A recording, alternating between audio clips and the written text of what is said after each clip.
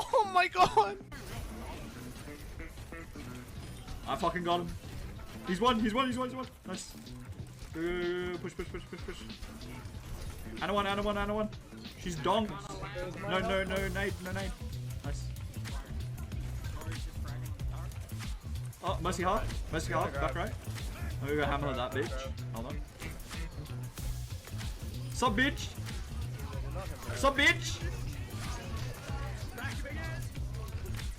Hold on, 3k hammer. No, don't you dead. Yeah, sup, bitch? Oh, fuck. Fuck you, Lucio. Actually, kind of weird. Undo. Were you ever almost get a 4k with a hammer?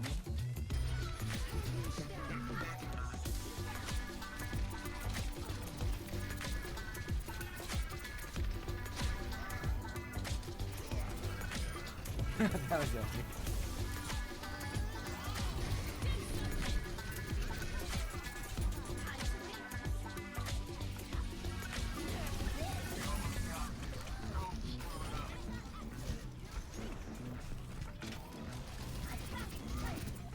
Two up there. She's still got her pocket, bro. I wouldn't.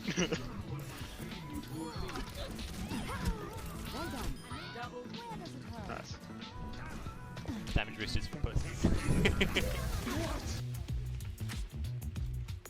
have no game out there. They're looking at me. The tree's low and the tree half.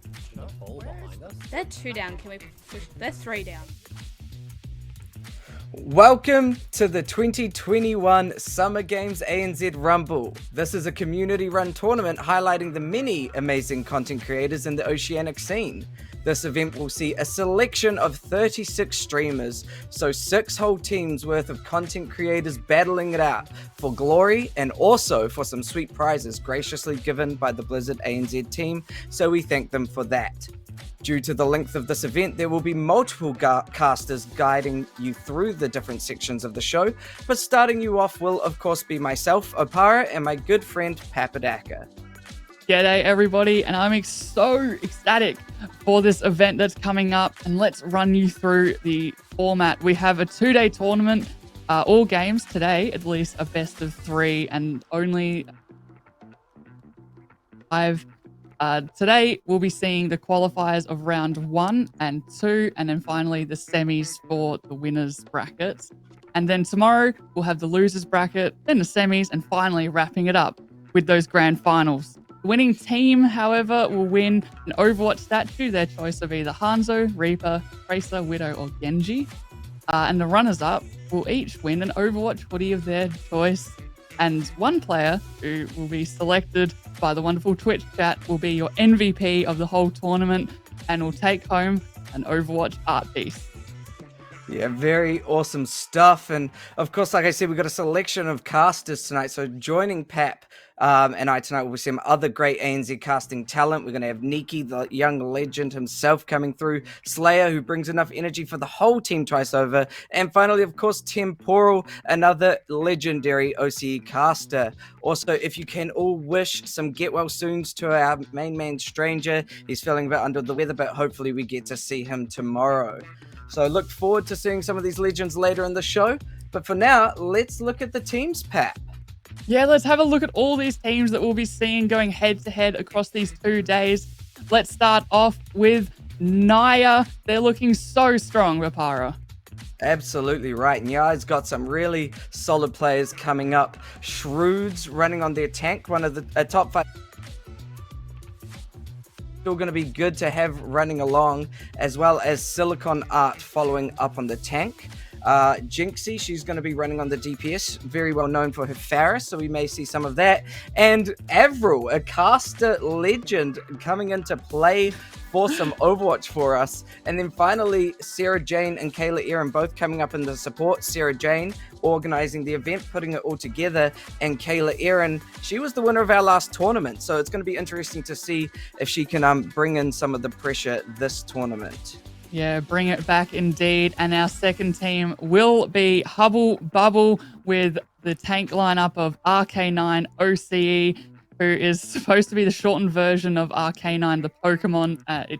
It's his favorite. And I must admit, it's one of mine too. Gen 1 for the win. Then you've got Mr. Mathinus G. Then for your DPS, you've got Kai, known for his hammer kills. So you've got the Swedish meatball coming out. Tipsy Kitty, used to play Fortnite and has won a few female-only mixed-gender Fortnite tournaments. So well known with those sort of FPS sort of shooters. This is her first Overwatch tournament, however, and she has come from Paladins. So, and then finally, we have the support lineup of Chairborn and Artemis. Chairborn, she's a twin, has 3 black belts in Taekwondo, and makes custom 3D Pokemon cards. That is pretty wicked. That's very cool stuff.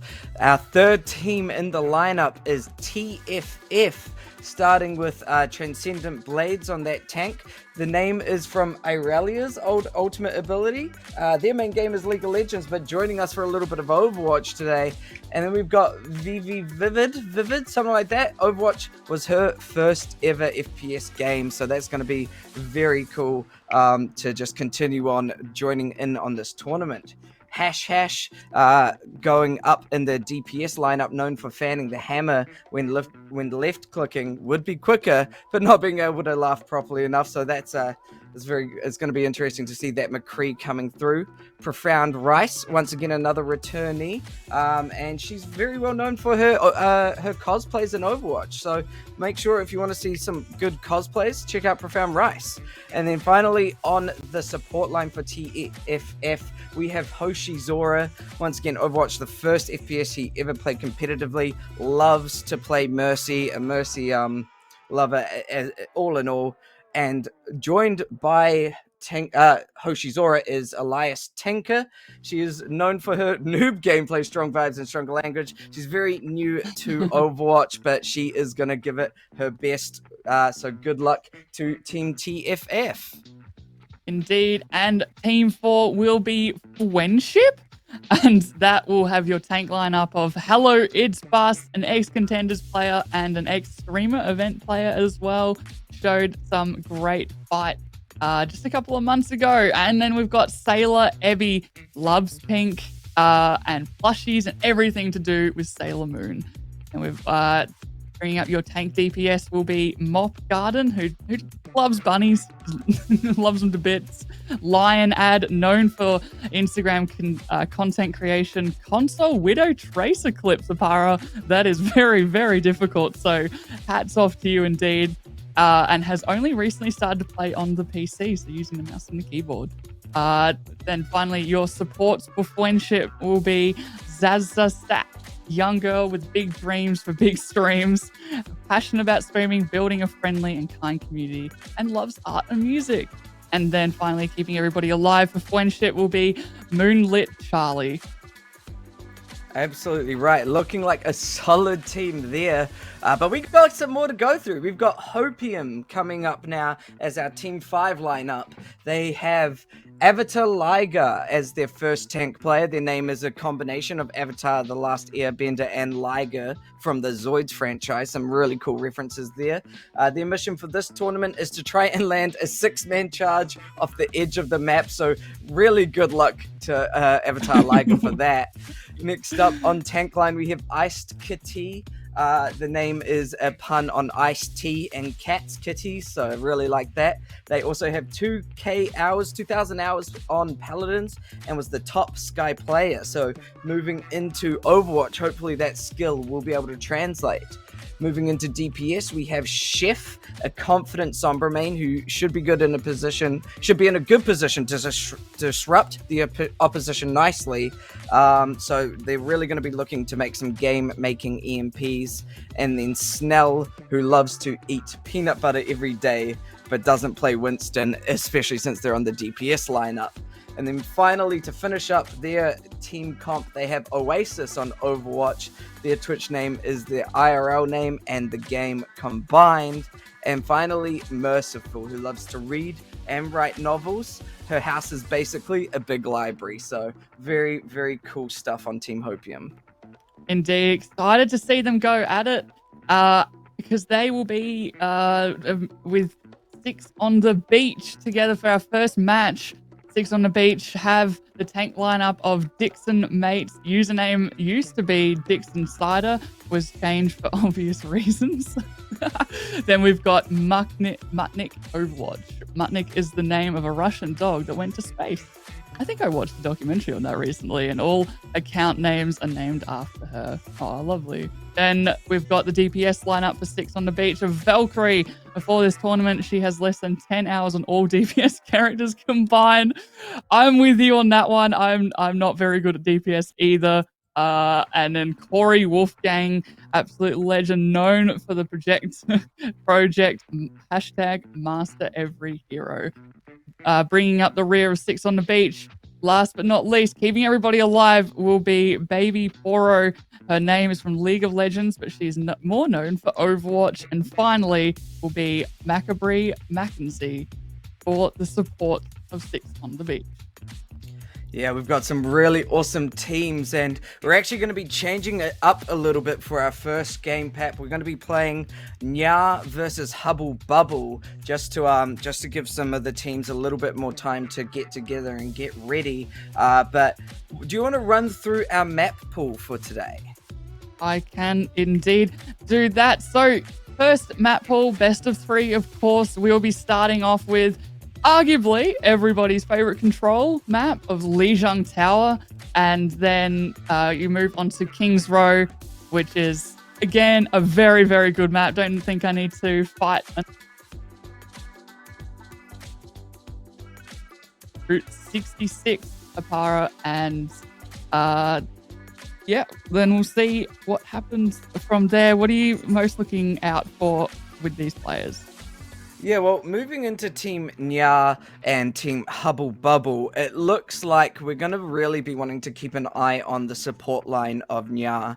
SJ and Kayla Erin, both top tier players, so having that support line is going to be really important. I think they're going to want to run a lot of pharmacy, at least on Lijiang Tower, maybe a bit of King's Row as well. Jinxie loves the Pharah, so we could be seeing a lot of that coming through. However, on the side of Hubble Bubble, Cheerborn is a dangerous player. You want to keep your eye out for Cheerborn. You want to also keep your eye out for Kaijamo. So we got some big names both sides that are going to be really interesting to see play. No, indeed. And then for your qualifying 2, there will be a little bit of a change up for in terms of map. We'll then go on to Busan, Kings Row, and then Junkertown. And then finally for your semi-final matches, will be a little bit of a switch up again to Ilios Hollywood and Dorado, which will just nicely fill out a lot of the really great maps we see coming out from Overwatch. Yeah, exactly right. Now, Lijiang Tower, Pap, it's a very popular map. What compositions do you think we will see being run on Lijiang? Gosh, you can see so many run on Lijiang Tower. I mean, look, if we're going off pure Overwatch League sort of meta picks, you'd want to be seeing sort of like that ball with the Diva comp, perhaps maybe even a Monkey and a Diva, for that sort of dive. But I mean, if you're going to play on like, control tower, then you'll definitely, see the more Ryan Hardy brawl style. But because the Hubble Bubble, will we see the double trouble? Will we see a lot more of that Winston Zarya so that Winston can really get in there and almost kind of play that brawl hybrid esque comp? You can see very, very good supports. You're keeping everybody alive and topped up. So, yeah, anything could happen. But I think now that, now that Kai is in the game, he's such a good Sombra player that we might see what Overwatch League has been running with that sort of Tracer Sombra-esque dive with that ball and Diva. Yeah, especially having a Sombra to disrupt anything that's trying to harass the backline. Kai can bring that to the limit, so that could be really important to see. Silicon Art is well known for their Diva, so Nya may very well have a very good Diva on their hands, and Shrewds being a top 500 player moving into tank, but they were a bit of a DPS top 500, but they're in the tank slot here. It's having that top 500 knowledge is going to be so huge. But I think what we both want to talk about right now, Pap, is Avril, and the fact that Avril the main man caster himself is going to be Main playing man caster. DPS. Yeah, I think we're all us casters down here are all sort of fanboying over him. No, we love you, Avril, and we cannot wait to cast over your game. But yes, Kings Row, Oparer. I think will we be seeing the Reinhardt brawl? Will we be seeing more of that dive? I think it'll all be based off sort of the picks and how comfortable everyone will be after after Lijiang Tower. Yeah, we could be seeing some dive. I feel like, Ryan Zari is very common in Kings Row. People feel confident in it, so I think we could be just seeing a standard sort of rush comp, get to point, take it over, and then maybe once we move into Streets phase and the third point, we might see a bit more divey style again. But it really depends on what these teams are wanting to run, Even though we can talk about what Overwatch League like to do, this is a whole nother tournament. This is OCE. We play by our own rules, so with all the disconnects that can happen. Yeah, exactly right. The OCE internet. Oh, let's hope we don't get any of those OCE internet crashes as we move into our first map, Lijiang Tower. Very exciting stuff. Lijiang Tower starting strong for us today. It's going to look like a bit of fun. And of course, we could be seeing anything starting here. We could be seeing a bit of Wrecking Ball, I feel. We could be seeing a bit of Winston to try push people off. But I hope we get a couple of boops going on this map. No, I'm really excited as we see finally what will people be running. We see two Sims either side, so they'll just be looking to take the point. The immediate Reinhardts from either side. The only real massive mix-ups, of course, will be Silicon Art taking up the Diva instead of the Zarya. So you're looking to DM a lot of the shots that will be coming down from perhaps Tipsy on that McCree.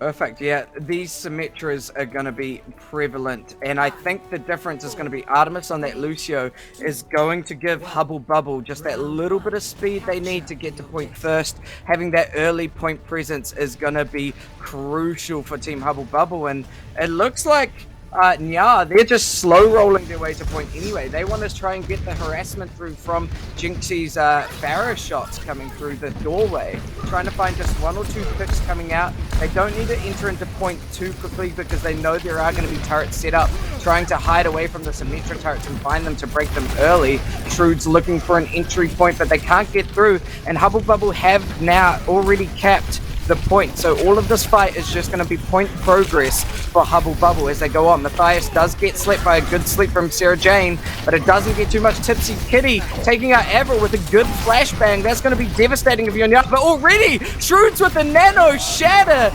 Absolutely devastating as he starts rolling on top of Artemis and Tipsy Kitty. A fire strike to finish off Kaijamo. Jinxie now coming through to finish it off and a bit of a shield spam to end the fight. Shrewd, that was brutal. Great heals from SJ. That was such a fast nano, and I think that's what they needed to do, is just buy their time and just wait for all the team to sort of just get into that position. You had Jinxie up in the sky as well, taking out those pesky, Kai, Symmetra turrets, and because of that, they're able to walk in pretty much unsupervised because of that massive shatter onto 4 of the team. And here they come now. Still got that Lucio, so the boost. Amplification Matrix has been popped. So much damage, they have to get back up to the point, Oparer. Absolutely. Amplification Matrix is going to just mean that they want to get out of that sightline, but a good shatter on both sides. Shrewd's going to charge RK9, and there goes Matthias charging into Shrewd's as well. A bit of rain div going on right now, but Jinxie popping that rocket barrage, taking out both supports for Hubble Bubble right now. It's going to be a bit of a back and forth fight, but having Sarah Jane on the Ana to keep Silicon Art alive means that Tipsy Kitty is going to fall. That was such a clutch couple of kills coming out from both Silicon Art and SJ's anti-nade. That was able just to shut down the rest of the team. Chairborn unfortunately just couldn't get any more kills in. So such fast shatter builds up as well, Oparer, from Shrewds. Already had another one before they even got to the second fight, really. Nano though from SJ, that's a huge pick. There it is. Grab shuts down the nano and charging off the map. Mr. Matthias takes Shroods out of here. Self-destruct onto the point. Doesn't connect onto anybody, but does make them not want to take the fight just as quickly. Avril now trying to harass the Lucio and RK9, trying their best, but it is actually Kai going to be falling to Silicon Art there. RK9 does finish off Avril, and this fight is looking drastic now for Hubble Bubble as Silicon Art and Shroods are both back. Finishing off the remaining players here with only 8 seconds to go. It's going to be anyone trying to get a quick touch. We see Kai Jamo going in on the Torb, gets on point and gets slept, unfortunately sleep into a pulse bomb. Devastating stuff here. Hubble Bubble just desperately trying while Shroods flexes on point. Rocket Barrage to finish off the fight, and now it is just going to be Matthias desperately trying to get on. Anyone trying, the shadow comes through because Shroods is flexing. You know, you hate to see it, but it's a little bit deserved. And there it goes. They're still coming in for the still tipsy kitty now, popping a Deadeye. Avril putting in the work, just trying to make sure no one touches. 100% down. He's got about 3 flexes in while it was just overtime. The rest of Hubble Bubble were trying to absolute darndest to get back on point as quickly as possible there. Beautiful work there from Jinxie in the sky, just able to poke out all the players, especially taking out Mr. Math so early on into that fight. Mr. Math as well, his charges were hilarious, taking out Shrew. Just, you know, the Reinhardt diff, I suppose, that was incredible just to see. But now, it was, yeah, despite the Lucio and getting onto point quickly, as soon as gave up the point, they just couldn't get back on Oparer, and now they won't actually be going onto the Symmetra through the window. Instead, they'll be keeping it clean. We got Chairborn, though, that will probably try and just wrap his team around the right side of point onto that point, while the rest of Nye just going to poke away and hope for Jinxie or Avril to come up with the first pick, hopefully onto one of the supports. Yeah, immediate point presence for Hubble Bubble. Once again, looking a bit similar, but this time the kills are coming through with Tipsy Kitty and Kai, both taking out one of the players of Nya here. So Hubble Bubble already looking a little bit more healthy in this team fight. Avril trying to just harass on the Tracer to stop the tick coming through as quickly, but that point is now captured, and you're right, Cheerborn, her speed getting them to point was perfect to make sure that they get there. And the hammer kill by Kai. Oh no, but Shrew's taking down Mr. Math. That's going to be huge. That's no more shield. That's no more, you know, main tank presence. And if you have this support, that's a nice little anti-nade as well. They're going to have to fall back. But SJ getting booped. You don't want that. No. They're going to have to SJ's boop means that, yeah, there's no fight here. There's absolutely no fight, no. And Tipsy Kitty as well, taking out at least 3 people, you know, towards the end there, sending them back to spawn. Now RK9, looking at the ultimates, we have RK9 with that grab, which will lock up the rest of the team and allow possibly Tipsy to get a couple of kills with that Noon. Absolutely, out comes a grab, and the shield is just going to make sure that nothing comes through there. Trying our best to keep the team up and running. Rez does come out from Froggy to keep SJ up and running, and this is now looking good in the terms of Nya trying to keep the team alive. And this is just going to be a little bit of stall from Cheerborn as they do manage to cap. They do manage to cap indeed. I mean, Shrewds on that Reinhardt was quite large to say the least, especially with that nano from SJ and E, able to keep the rest of, you know, him alive. Now you still got Jinxie, you still got that barrage, so not everything had to be used, which is definitely what you need. You got Mr. Math for Team Hubble Bubble with that, so looking for that shatter. Chairborn as well with that beat. Rocket Barrage is coming out by Jinxie, but gets taken down. Shrewds trying the best out. A lot of damage happening on all sides. Deadeye comes out by Tipsy Kitty. Doesn't see too much value. Pulse Bomb from Avril, though, takes out Tipsy Kitty. And Kai's turrets are going to finish off this fight. Kai, what the heck, man? That turret placement must have been absolutely key, because usually, you know, when you go into these fights, especially when you got like a Farah, you want to take them out as quickly as possible. And it's really not helping Avril to get into their backline and just be harassing them because of that Torbjorn turret. Now it's coming into last fight territory here. Oparer 90%. Ke9 does have that grab. You've got a bomb though from Silicon Art, so looking to try and take as many players out. Here comes the Nano. Nano onto Shrewd is gonna keep him up, but unfortunately Matthias falls from Jinxie here. Kai just trying desperately to get away, and this, with Jinxie just rocketing away, it's gonna be hard for Hubble Bubble to push in. No, that's gonna be really hard. Finally, the flip has come round 50%. Now it's just up to Team Hubble Bubble. How are they gonna retake this? K9 though didn't use that grab. Still got hold of it. Kai as well will have the Molten Core, so you just spread that all around. And because they don't have a Lucio or Zen, no defensive ult for Team Naya. And, that just provides so much damage if they can get it off correctly. So just lock up as many players as possible. Jinxie though, that's a massive shatter. Shrewd's puts the shatter, and Rocket Barrage by Jinxie that's gonna be a really good wipe from their team. It does look like Nya is now holding it solid, as that is a team kill coming through. Team kill. Now it's switched. Now that all the pressure's now on Team Hubble Bubble. They didn't get anything out of that. They've got about 10 seconds to touch point here. Maybe you can get Chairborne to see if they can, get there. Oh, that's a huge pick though. Jinxie taking out Artemis. That's no main heals. Silicon eats the grab, and Tipsy now finishing off Jinxie because of those heals disappearing. Matthias trying to get aggressive and hold point as they do start to flip this point over at 99%. Kayla Erin trying to stall out but gets finished off, and that time bank is gonna tick away now. 99% as Jinxie gets taken out by Tipsy Kitty here. Just a wrecking ball rolling around trying to stall this point, but no, that is gonna go the way of Hubble Bubble eventually as they take it 1-1. They took that with such a heal deficit as well, losing Artemis extremely early there. Airborne doing an amazing job keeping their team alive despite that heal difference. And I think, the shatter was enormous enough to knock down enough of the players that, Avril and Jinxie, they just couldn't get anything off the heal deficit there. Oparer, now we're onto Control Tower. And, like I said, we're just going to see a whole lot of Reinhardt, especially on this map.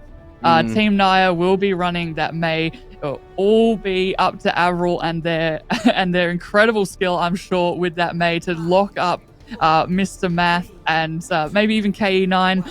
They will be leading out Team Hubble Bubble with Symmetra. It wouldn't surprise me if you do switch that up. Jinxie, though, on that Reaper for Team Naya.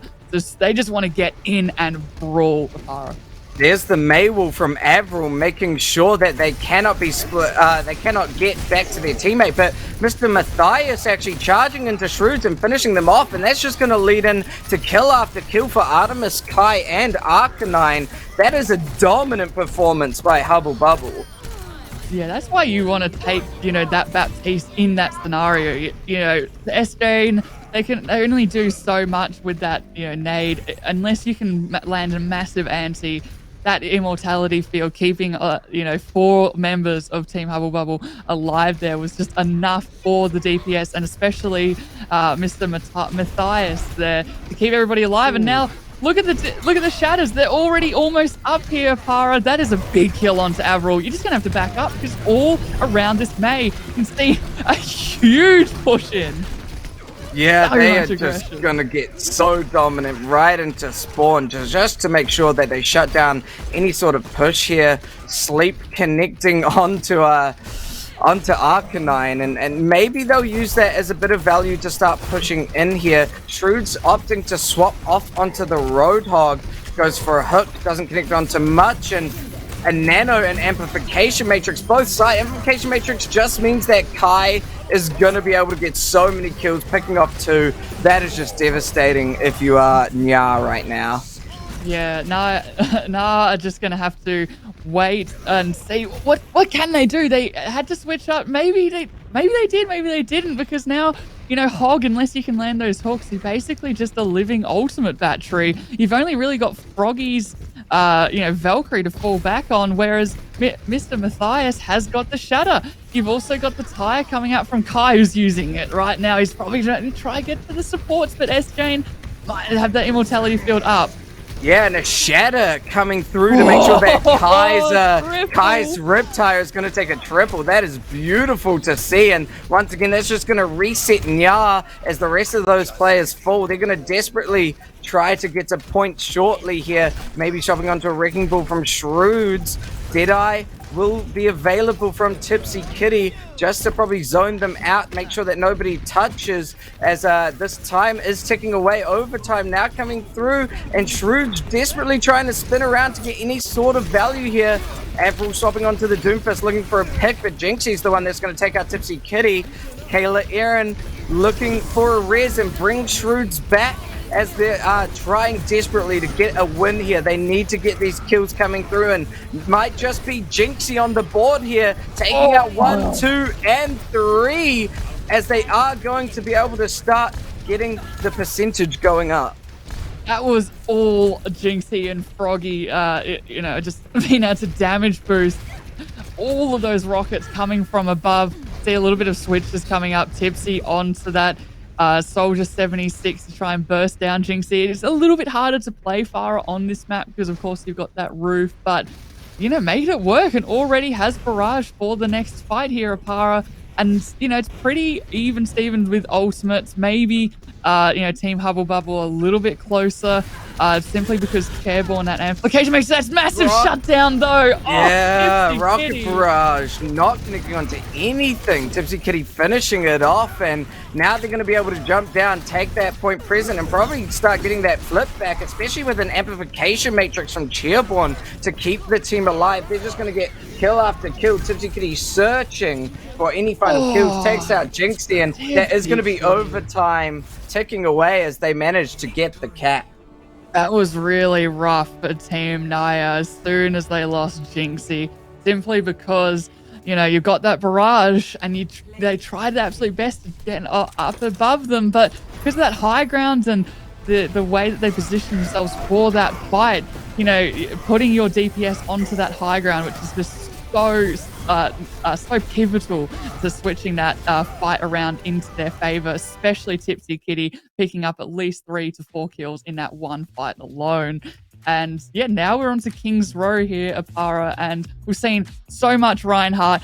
I don't see a reason not to just keep it going. Keep Jinxie on that Farah though. I think that's their best pick so far, but you can play pretty much every hero here. You can even get like a Widow or an Ashe on that defense to see if you can poke out Jinxie. Yeah, that's assuming, of course, that they will be going on the offense.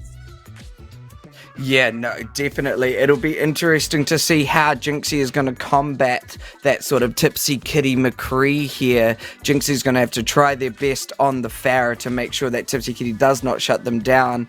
And you're absolutely right. Ryan Zarya is just going to be the way to go to push in with King's Row. Maybe even a little bit of Ryan Diva, Silicon Art, and Arcanine can play them really well. So, I mean, it could just be anything like that coming through. But the Reinhardt, I think, is going to be pretty solid. Shroods and Mr. Matthias G showing us that they were both very confident on the Reinhardt, know how to build up shatters really well, know when to land the shatters and get value out of them. So really, really awesome to see. I know, and these teams have clearly practiced. You can see that they've got communication down pat, especially with Team Hubble Bubble. You could see, their ultimate usage. It wasn't just thrown out like I do. Like, well, I've got Q, may as well press it. No, they waited. You could see KE9 had the grab for a good 2 fights, but that's fine. They waited for the right time to use it, and because of that, especially on Gardens, were able to flip the point when it didn't look possible. So they're doing a really good job of holding their ults until the right time. You know how hard it can be for that first point of King's Row to be broken. So having that sort of communication and knowing, especially the rotation, especially what we saw from Hubble Bubble on Lijiang Tower, being able to take that more advantageous high ground. Perhaps you will see a little bit more wrap around the statue, or even go right around just to see if you can get Jinxie into a more favorable position. Of course, that's if you're Team Naya. Or if your Team Hubble Bubble, get Tipsy onto that high ground as the 76 and see if you can just poke them down before you even engage. Definitely. You want to be finding some way to just get 1 or 2 picks before you really rush in on King's Row, because it's going to be just a really solid sort of defense coming through on both sides. I think with the compositions that they're going to be running, if we see that Reinhardt, it's going to be hard to push in. And so pathing is going to be key here. Whether you take the high ground, whether you go through the hotel, try get in behind them, it's going to be pretty important to try and path your way through to get 1 or 2 picks, especially if you're looking for those supports of Sarah Jane, Kayla Erin, Chairborn, or Artemis. Yeah, exactly. They've been doing a really good job, those supports, of staying alive, which has been key for especially these Reinhardts. You know, one's flexing on point, the other one's charging off a cliff. You know, it's very hard to keep these supports alive, but you know, they're able to do it. You know, you had S-Jane that had amazing nanos and incredible antis on Lijiang Tower, and then you had the incredible Baptiste heals coming from Chairborn as well. With that immortality field alone, has been able to, you know, carry Mr. Matthias, so he's able to keep pressing that W key, as all, you know, Reinhardts want to do, and that's just be aggressive in your face. Yeah, we're just waiting for everybody to come back into the lobby. There has been a little bit of a break called, but yeah, while we wait, the DPS with what was, so we had the Farah, and then we had Avril was Tracer? running Tracer. Yeah. We had a little bit of Symmetra. Could you play Symmetra on defense, Oparer, on this map if you hold extremely aggressive and extremely close, or perhaps get Avril to TP and just miss the choke completely? Then you don't even have to worry about rotations. Yeah, absolutely. I mean, definitely having Avril on that Symmetra could be a bit of a game player, but also on the Tracer going in to harass the backline of S-Jane and Froggy, it's going to be pretty good to have. So Avril could choose either of those options. We even saw Avril go on the Mei, and as we know with King's Row, there is a perfect opportunity to Mei wall off 1 or 2 of the tanks. So we could be seeing anything coming through from Avril. It seems like they really like to just play whatever's in their boat for the day. Hubble Bubble, however, they can do. Yeah, exactly right. Yeah, Hubble Bubble running Kai and Tipsy Kitty. I mean, that's going to be a whole different story, Pap.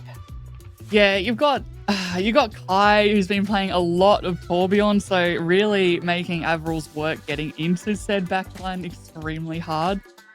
You know, and also the Sombra. We saw a little bit of Sombra from Kai, but not too much, as soon as he went onto that Swedish meatball we all know and love. Just managed to hold the point once, you know, his team had that control. And it made it especially hard for, I mean, we saw on Lijiang Tower alone, at least 2 or 3 kills go the way of the Torbjorn turret. Yeah. Absolutely, Torbjorn turrets, and we saw hammer kills as well. We Don't forget about onto that. the mini diva. Can't forget about the bigger hammer of the match we all like to see. We're finally onto that King's Row map. Surely everybody's favorite hybrid.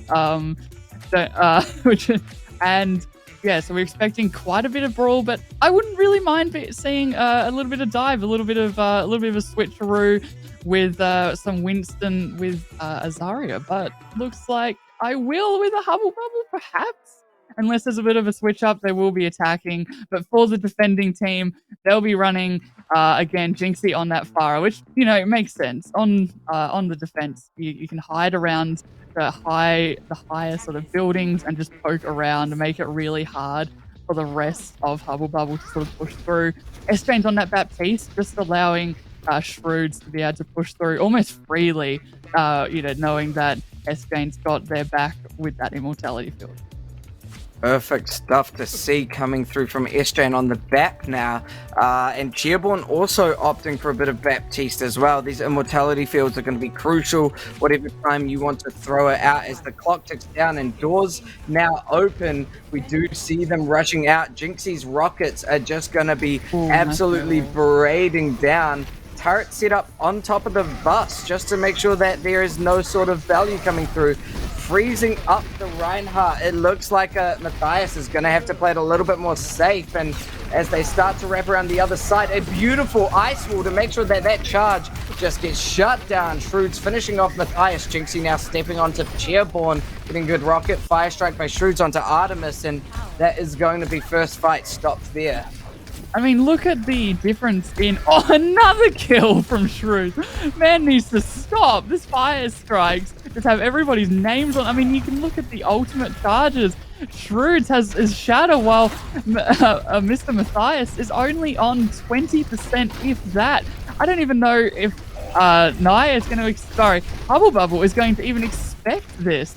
As they do wrap around, they are going to just change it up a little bit here, which I think is a right idea. But Kai falling early to Jinxie Oparer, that's a massive amount of damage. That's devastating. We do see a shatter come out as well. Grav comes through to hold them in, and Amplification Matrix is going to try to keep the team alive, but Shrewds does fall to Tipsy Kitty as 1 kill and 2 kills come through. A res to try bring Shrewds back is going to be all that Kayla Aaron can do, but it is not enough as the point finally starts to tick over to Hubble Bubble. Yeah, that was such a good grab by RK9. That was 5 of the players all wrapped up. You had, you know, S-Jane trying their best with that Amplification Matrix, like you said, keeping everybody alive, but without Immortality Field, which was used to fight before, you know, there was just no hope with so much damage off Kai and Tipsy. Now, a sleep onto Matthias means their shatter is gone, and they had also just used Amplification Matrix as well to make sure that there is no value coming through. So, I mean, Ya's going to be loving that. That is 2 ultimates sort of just gone from Hubble Bubble right now as they're trying to push up. We see that there is going to be a bit of a blizzard coming out, and it's going to freeze up Shrewds and Tipsy, and a grab to try stop it, but Shrewds gets a beautiful fire strike to finish off 2. That's what you want to see if you're playing the Reinhardt right now, is they are going to take that point presence and stop the push. Yeah, it's almost like he switched on the aim hacks with that fire strike. It's been insane, the amount of kills coming out of it. RK9 got such a fast grab, but unfortunately the fight was already over. Next fight though, Tipsy Kitty does have that high noon. You can see that they're wrapping around to the high ground, giving Tipsy Kitty enough time. That wall, Tipsy Kitty's going to be gone. They're going to push through so hard onto the Immortality Field to keep them alive. So much damage, just the barrage. Taking out 1, taking out 2. Chairborn, the tire's coming out as well. Oparer taking out S-Jane. Everything is happening right now. This is insane. Kai pushing up now, getting aggressive, gonna try and find the kills. Res onto S-Jane gets destroyed because of the kill by Kai. This is exactly what you want right now for Hubble Bubble as they continue pushing along. Yeah. Shrewds used his shatter, didn't really get much out of it. It was blocked. Jinxie tried with that barrage, did pick up 2 kills, but it was all thanks to Kai's tire, which was absolutely enormous, mixed, of course, with the Immortality Field to keep the rest of the team alive, despite the amount of damage. Here comes another Amplification Matrix with Kai. Amplification Matrix on lock. Kai finishing off Shrewds. We're just seeing Amplification Matrix after Amplification Matrix. Arcanine really now pushing in, getting aggressive, taking out Avril. This team is just going to push them all the way to the doorstep, Pat. I know. It's almost like the Chairborn has his ultimate, almost like on a cooldown or something like that. It's been so fast, the amount of heals and damage that have come out from Chairborn. You can see S-Jane has that nano though. We'll be pushing up, possibly putting it onto Shrewds, but maybe more likely onto Jinxie, able to get that barrage a little bit faster. It's going to be a lot harder though for Jinxie to get anything in this indoor environment. That is Kai. There's a lot of damage falling. Good grab. Nano has to come out onto Shrewds to keep them alive even through the charge. And a Maywall trying to stop any more damage coming through, but Shrewds charges into the Maywall. Not enough value there. Building up the shatter and going to drop it on the ground. Connects onto a couple, but the kills are not yet coming through on the board. Jinxie going in behind, trying to find a bit of a rocket barrage and getting 3. That is a beautiful play from Jinxie right there. They're rezzing Jinxie, so that means that Jinxie still wants to stay on that. Farah, despite, you know, it's a little bit harder to utilize on this map, but I suppose without the proper shutdown that, you know, Hubble Bubble haven't really been able to provide, if it works, you know, why change it? You can see Kai's gone on to that classic Torbjorn. We've seen him a lot, and here comes the Amplification Matrix. Walk though, so not as much damage, and but still the High Noon goes through. Does pick up the Deadeye does go through. Does pick up the Diva mech, so that's massive pick. That's the off tank gone. Yeah, there we go, and the Fire Strike to finish it off.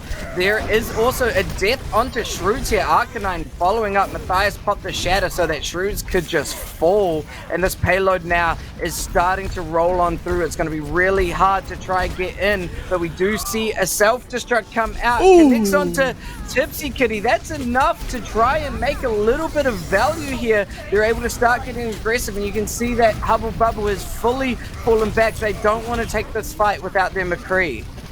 They don't, and that's fair enough. That was such a savior of a bomb there.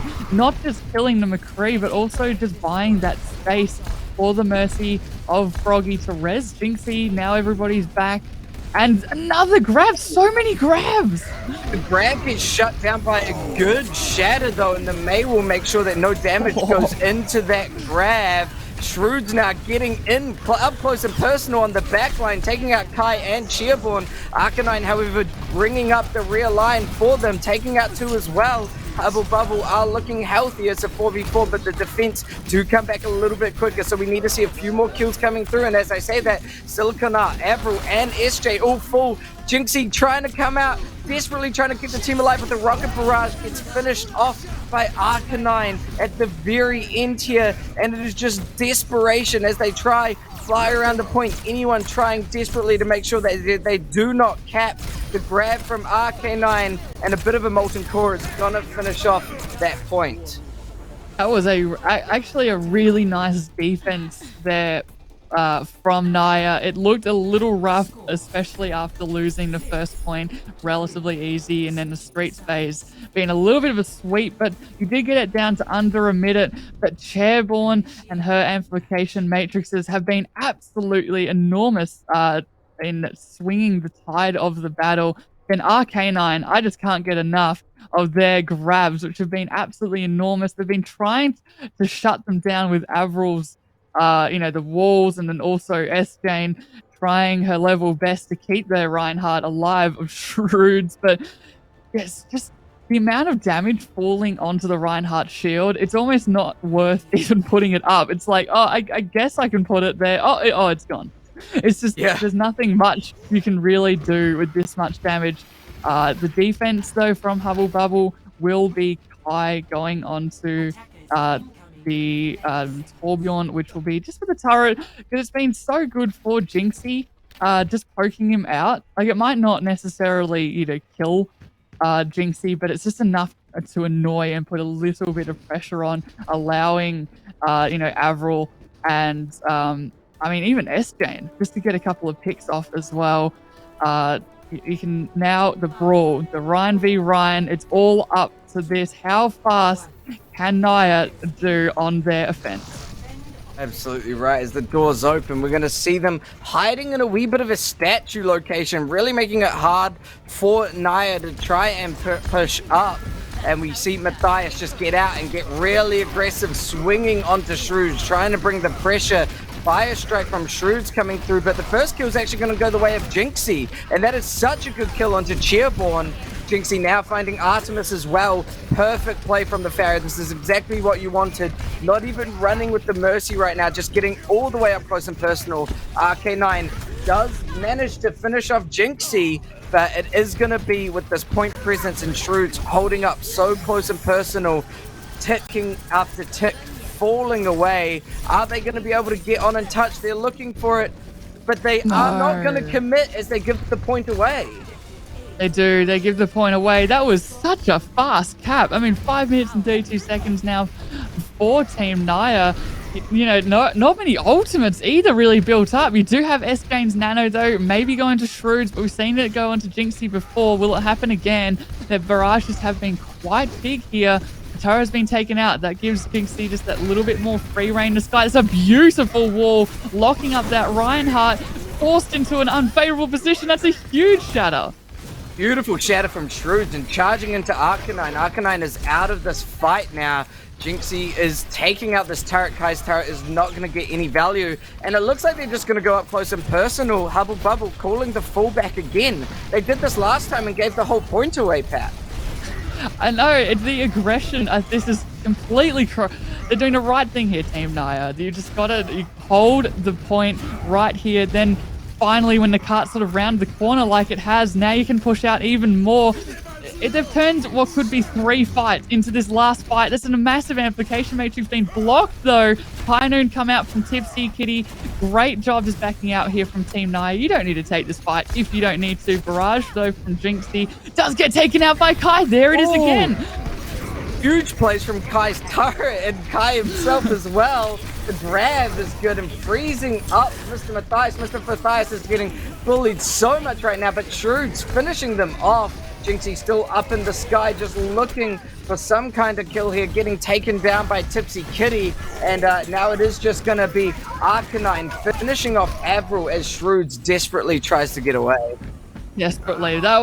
You'd be happy, though, if you're Team Naya. You have a lot of ultimates coming up here. You've got 5 ults to use to try and take this next point, whereas Team Hubble Bubble, they had to use almost everything. It's all down to Artemis and the beat, and that's why...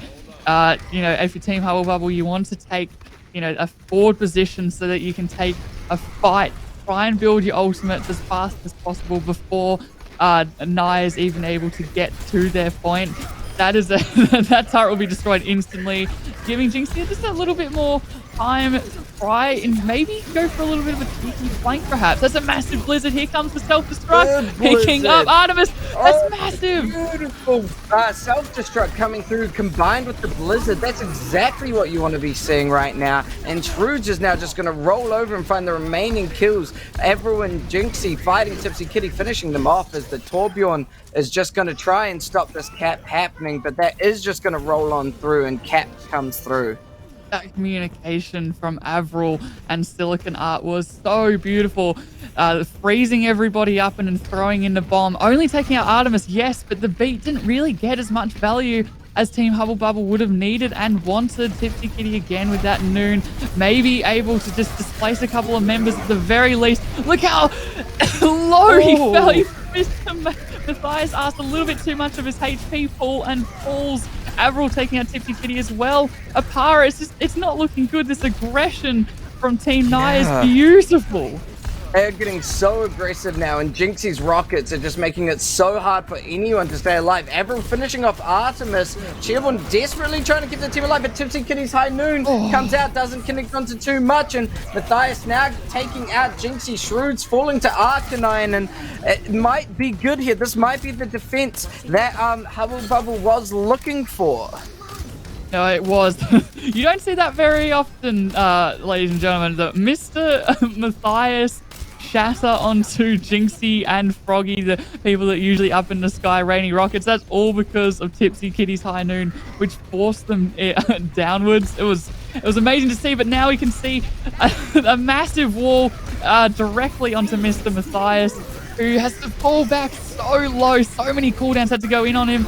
Now comes the Nano onto Shrewd, who's trying his best. Molten Core grab, and that's Jinxie's ult. Doesn't really get much Farah.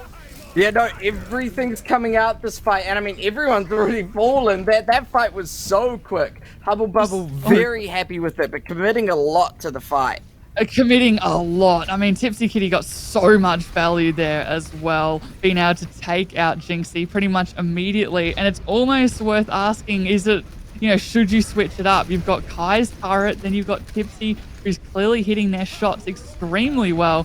Chairborne and her amplification matrix won't help matters into this fight. A nice little wall there, but I don't really know if it's going to get much as the rest of the team is able to go through it. High Noon doesn't really get much value, but certainly buys time. Yeah, they're just playing their time out. Tipsy Kitty trying to find any sort of kill here right now, breaking down the shields onto Shrewds, and Shrewds taking so much damage, falls so quickly to Tipsy Kitty's gun right there, and that's going to be devastating. Losing that Reinhardt, you're going to want to fall back. Jinxie trying to pump in damage, but a fire strike to finish off Avril, and Silicon Art getting found as well. Yeah, I'm looking at Jinxie now, and I'm not liking this pick. I think they need to switch off. Maybe go into McCree of their own. Maybe even pull out the Torbjorn. It's just, you can't really get much value when the defense has the position advantage, because, you know, you're able to take the better position, especially with Chairborne on that high ground, just being able to heal everybody up. It's going to be very hard for Jinxie to get that value that he needs. Nice little wall, not really getting much. That's a massive grab. Huge grab, and the self-destruct comes Even through. bigger, Shrewd's though. also Oh my using God. a bit of a shatter there. So many ultimates used, but once again, that's the value that you need. Jinxie gonna finish off Tipsy Kitty, and they're just gonna chase down Kai in this back room now. Oh my gosh, that's exactly what you want. Kai somehow still living through this fight.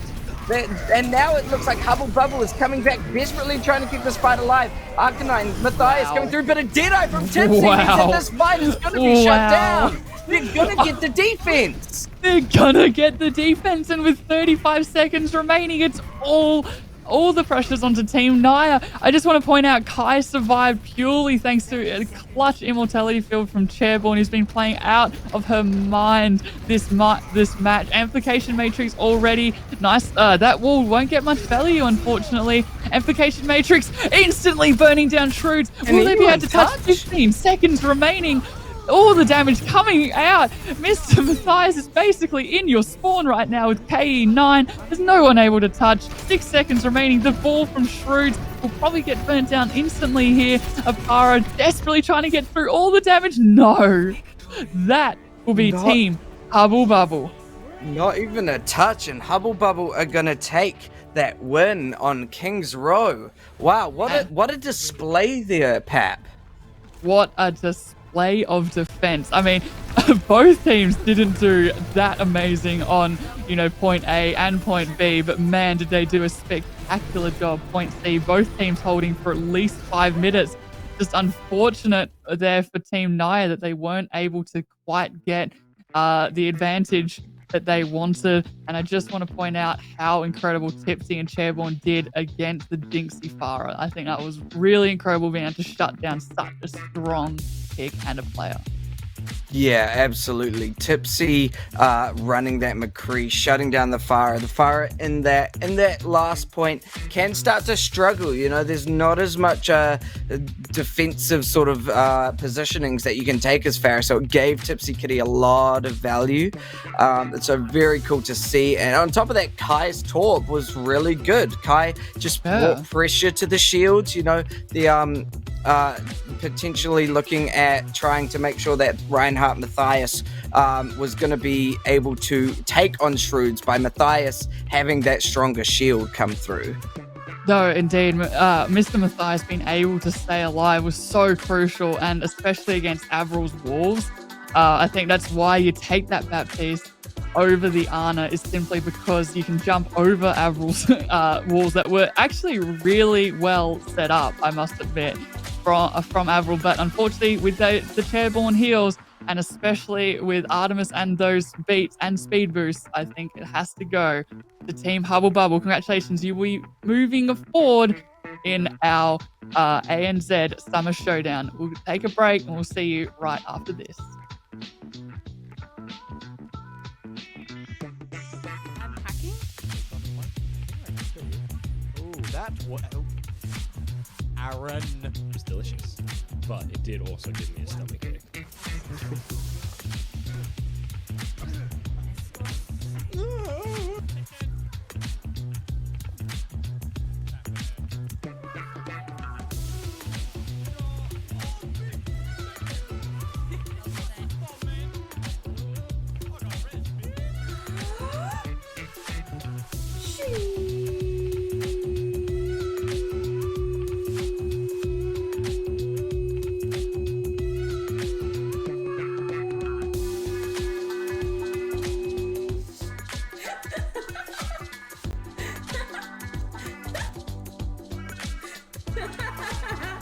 I can't do it for very long.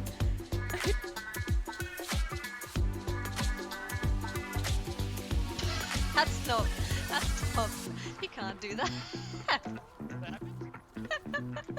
Oh, it doesn't.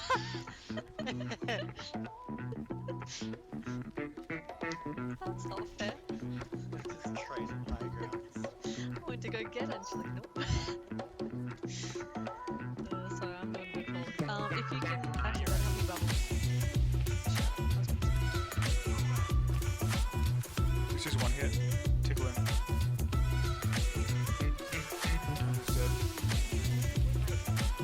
Jump bitch.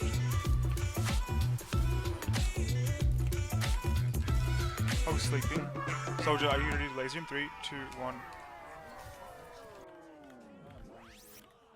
Oh, do not wake him. Thank you. Oh no. This guy just gets hit with a question mark.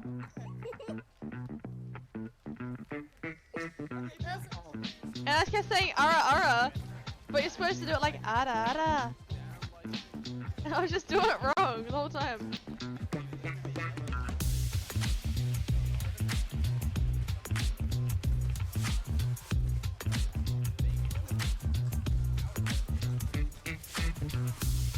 Oh my fucking hearing. Ah, hang on, guys. Was I just shooting heals at them? Guys, was I shooting heals at them? Was I shooting heals at the enemy team? Please, can someone confirm or deny? Did you guys see that? I was just zoned out.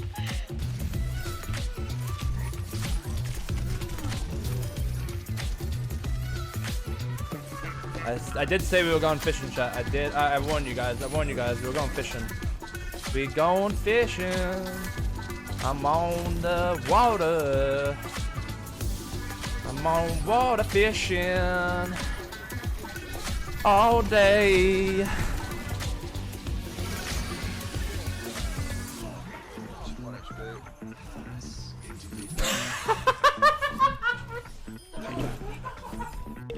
Where's the Junkrat's back left? I'm gonna die back left here, okay?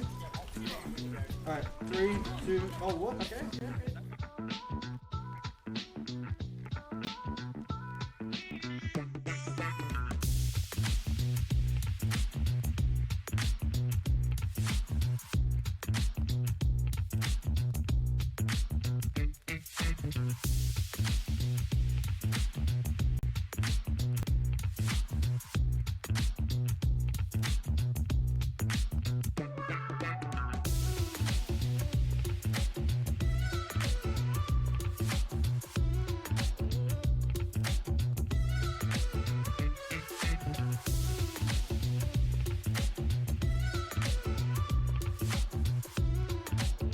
Leader in that way.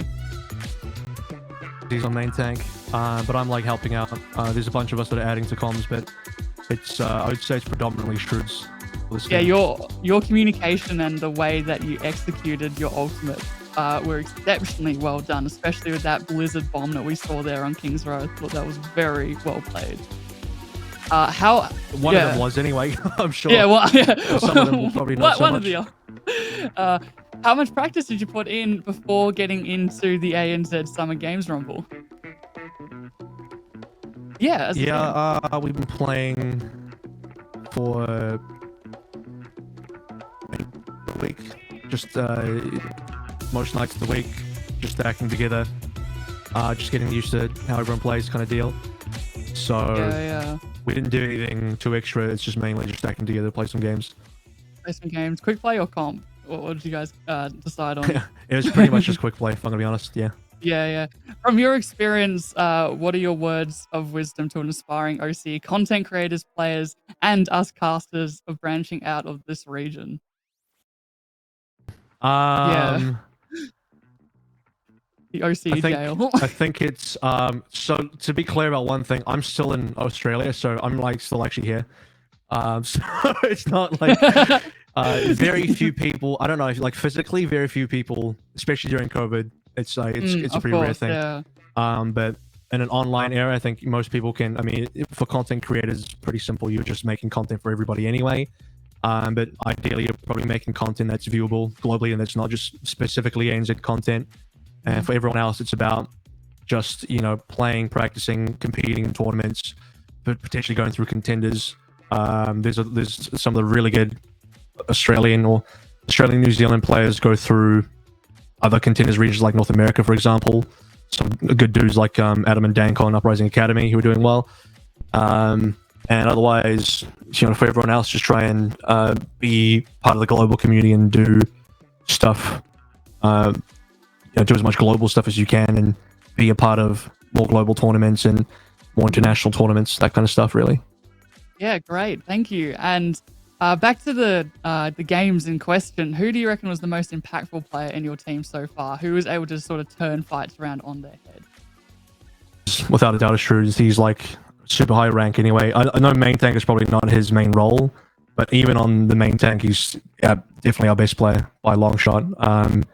And he's able to do so much and make a lot happen and turn fights around and just generally, pull the rest of us 5 across the line when required. Yeah. Well, thank you so much for your time, Avril. It's been an absolute honor to interview you. I know one of my fellow casters, Neeke, really wanted to interview you, so I appreciate that. I know he tweeted about it and everything, and I'm really sorry, Neeke, but is there any parting words that you want to say before we get back into the ANZ Summer Games Rumble? Any parting? Avril? Yeah, is there any parting things? I thought you were asking Neeke or something. No, no. Thanks, guys, for putting on the production, putting on the show. Really good effort. And it does wonders. This entire event, through the backing of obviously Stereo Jane, being the brains behind the thing. You got Lucy, who did a lot of the graphical stuff in the website, which is so cool, by the way. Check that out. Blizzard ANZ for supporting, and obviously you guys as well that are on this event in production, casting, all of that. You guys are doing a fantastic job. So thank you so much. Looking forward to playing the rest of the tournament. Yeah, looking forward to having you play alongside all of our wonderful players. Thank you so much, Avril, for coming on. And now, Oparer, we get back into our next couple of matches, which will be 6 on the Beach and Hopium. Yeah, looking like some solid teams coming up now. 6 on the Beach and Hopium. We'll just do a quick run through on the players once again, just to give you a reminder. 6 on the Beach, their tank line being Mutnik and Dixon Mate. Their DPS line looking like Valkyrie and Corey Wolfgang. And then, of course, their support line being Baby Poro and Macabre Mackenzie. Yes, and I will go through Hopium, which will be on your tanks, will be Avatar Liger and Iced Kitty. Then you've got your DPS lineup of Chef and Xnel. Is that? Yeah, I'm sorry if I butchered your name there. And then the support of Oasis on Overwatch. And finally, Merciful. Perfect. Yeah, no, these two teams are gonna look really good up against each other. We've got some tournament regulars like Mutnik and Dixon coming through, as well as some new players, Oasis, Merciful, Snell. It's gonna be a good time all around. I'm really excited. We are running through the same map pool as last game, so it's gonna be Lijiang Tower, moving into Kings Row, and then moving into it's Route 66 if we need it. Is that correct? Yes. Yeah. It's Route 66, but only if we need it. But of course, we will start on the tried and true Lijiang Tower, just waiting for everybody to get into their lobbies. But now that we've got completely different teams, Oparer, now we can start guessing what they exactly right. and kind of formulate what they might be bringing out here. You can see now that Chef's in there, we'll see more Sombra play, especially. So maybe here comes the Overwatch League comps again.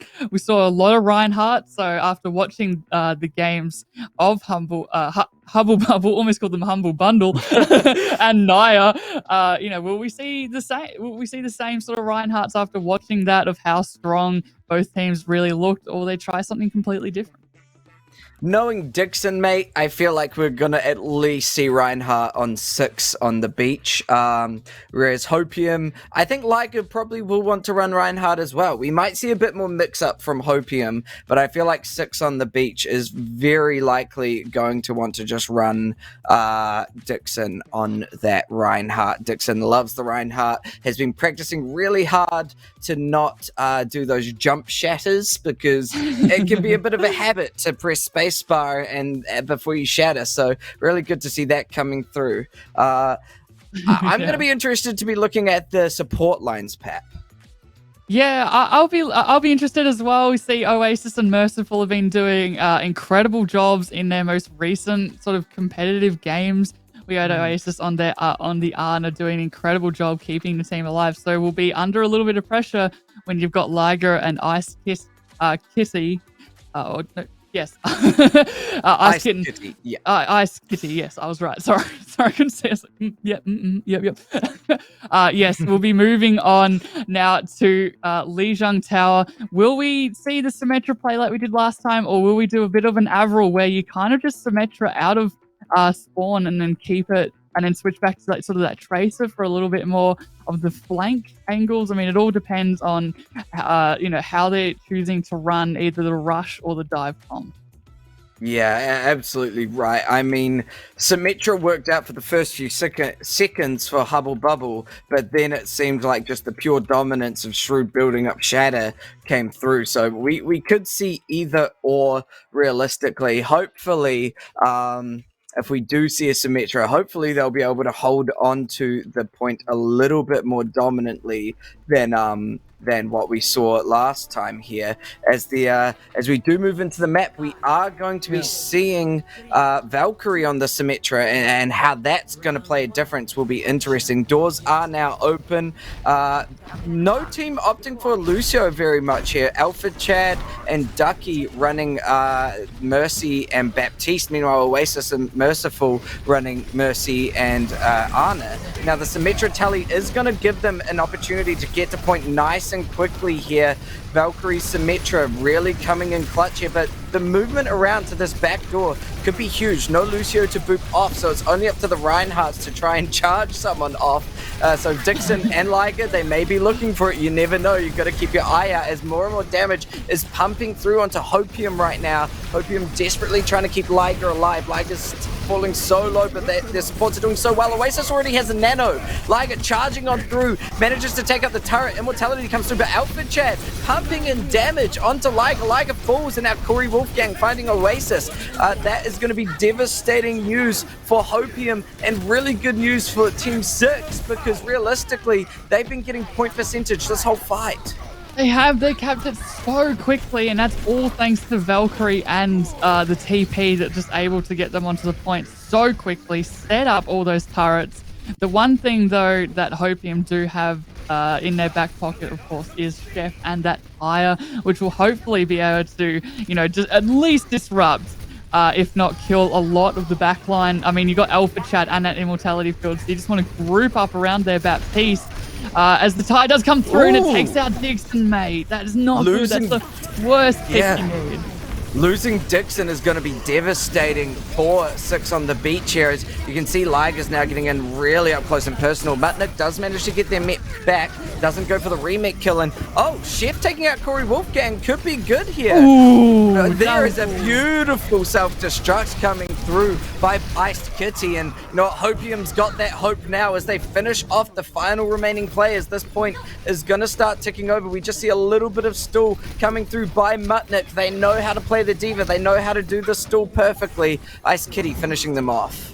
That was really good timing too, as the clock 4-6 on the beach does pick up to that 80% where it starts getting a little bit dicey. Valkyrie, though, still going on that Symmetra pick, so they might just take the point instantly here. You are really close to that stem wall, as well as Dixon Shatter. So here they come now. Here's the tally. They will just be going straight through. That is so huge. But Corey gets taken out. In the meantime, here Oparer, here comes the tire. It might not get a kill, though. In fact, it does get taken out. Not good, especially with that res onto Corey. Now it's a full team of 6. Yeah, losing that tire, that was such good. Oh, what a good shatter, though. That's going to bring some players to their knees. Chef lying on the ground. Snell gets found by Valkyrie in the backline and just throwing out some turrets. The remaining team members are going to just fall over, and that is going to be the point captured back. And no touch comes through, so that is objective secured for 6 on the beach. That was a well-deserved rest there that you had. Nice little sleep on from Hopham, but it was a little bit too late, unfortunately. But yeah, 6 on the beach. I don't know why Hopham actually pushed out of the this position that they had of the point. I mean, that Valkyrie is still on the Symmetra pick, so you can kind of guess that they will be going back through that TP, and because of that, it was kind of like a rush for Hopium to try and get back, and they didn't really go as a group, and because of that, you had Corey and Valkyrie just able to pick them off, with such high damage, especially with Alpha Chad being able to keep the rest of the team alive with those crucial immortality fields And now we can see, control tower. 2 Reinhardts will go head-to-head. Liger versus Dixon mate. It's all up to which immortality field will get used / burnt through first. Interesting though, Corey's still on with the turret of the Torbjorn, whereas Snell is more opting for the Hanzo picks and trying just to burn down the shield of Dixon just a little bit faster, and especially get those crucial little headshots. Of course, you get classic beautiful fire gunfire. strike. Yeah, beautiful fire strike onto Chef. That means that they are going to be falling there. Dixon really looking good right now with that fire strike. Merciful bringing Chef back.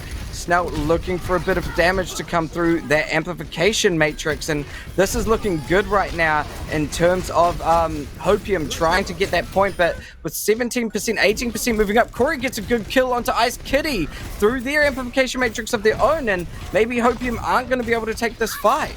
That was so clutch as well, especially after Snell took out Chef's tire. You thought that was going to be like a turning point there.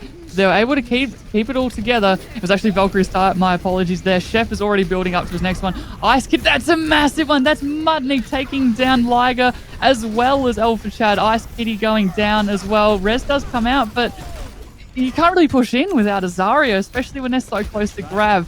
50% now on the board for Sticks on the beach. You can see the Molten Core coming down right where Hotham want to come through. That's going to make the choke just as hard as it already was. And now Alpha Chad building up to the amplification matrix. That's a massive kill onto Snell. Might get rezzed up though. Immortality field was burnt down. Here comes the tire. Wasn't able to get much. Didn't really land onto much, no, but Valkyrie and Alpha Chad with the grab means that Dragons is going to demech Mutnik, and Liger's going to finish off Dixon. They're trying their best to try and just shut down any sort of push through this doorway. With 80% rolling up, it's going to be hard right now. Ice Kitty getting desperately trying to just do anything, bring any kind of damage right now. Dixon into the trap, getting charged, but gets kept alive, and a remake kill onto Chef. Mutnik gonna be happy with that. Tire coming through by Valkyrie onto Snell, and oh my gosh, this is just devastation right now for Hopium. They really want to just try find any sort of touch, but they cannot, and that goes to 6 on the beach, taking first map of Lijiang. Yes, second map of Lijiang Tower will go to Hopium and the map, sorry, will go on. I thought it was like even Stevens as always, but no, it isn't. And now that is 6 on the beach that will be up in that map as we go into King's Row. But I must say they've played in some exceptional games today. I mean, we saw Chef with the beautiful tires. We've been seeing Snell as well. It was trying their best with that Hanzo pick, but it didn't really get too much for Hopium. Whereas, you had Corey Wolfgang on the Torbjorn that somehow made it work despite such a tough and, usually Torbjorn, you want to sort of be able to poke around, but Torb, you also got that right click and made Torbjorn almost like a Reaper that was so up close and personal. And then you also had Valkyrie as well with the beautiful couple of tires that came through. And Dixon, mate, well and truly in the lead with that Reinhardt battle. Yeah, Dixon loving the Reinhardt, and that Reinhardt battle absolutely going his way right now. On top of that, Mutnik, however, is coming through on the Diva. Mutnik being able to absorb a lot of damage that Chef is trying to pump out, that Snell's trying to pump out. So really good stuff in terms of those defense matrices coming through. Moving into King's Row, what do you think we're going to see? I feel like we're obviously going to keep seeing more Reinhardt. More Ryan. More Ryan. I mean, you can still play the Junkrat. I wouldn't be surprised, though, after Corey Wolf saw how many kills Kai got if they don't just stay onto the Torbjorn themselves. If it worked for Kai and Corey's clearly making Torbjorn work for him, I don't know why you wouldn't just keep the pick. It's been really, really good, especially on the defense. Snell, though, we saw a little bit of the Hanzo, maybe a little bit more of a poke comp from Hopium.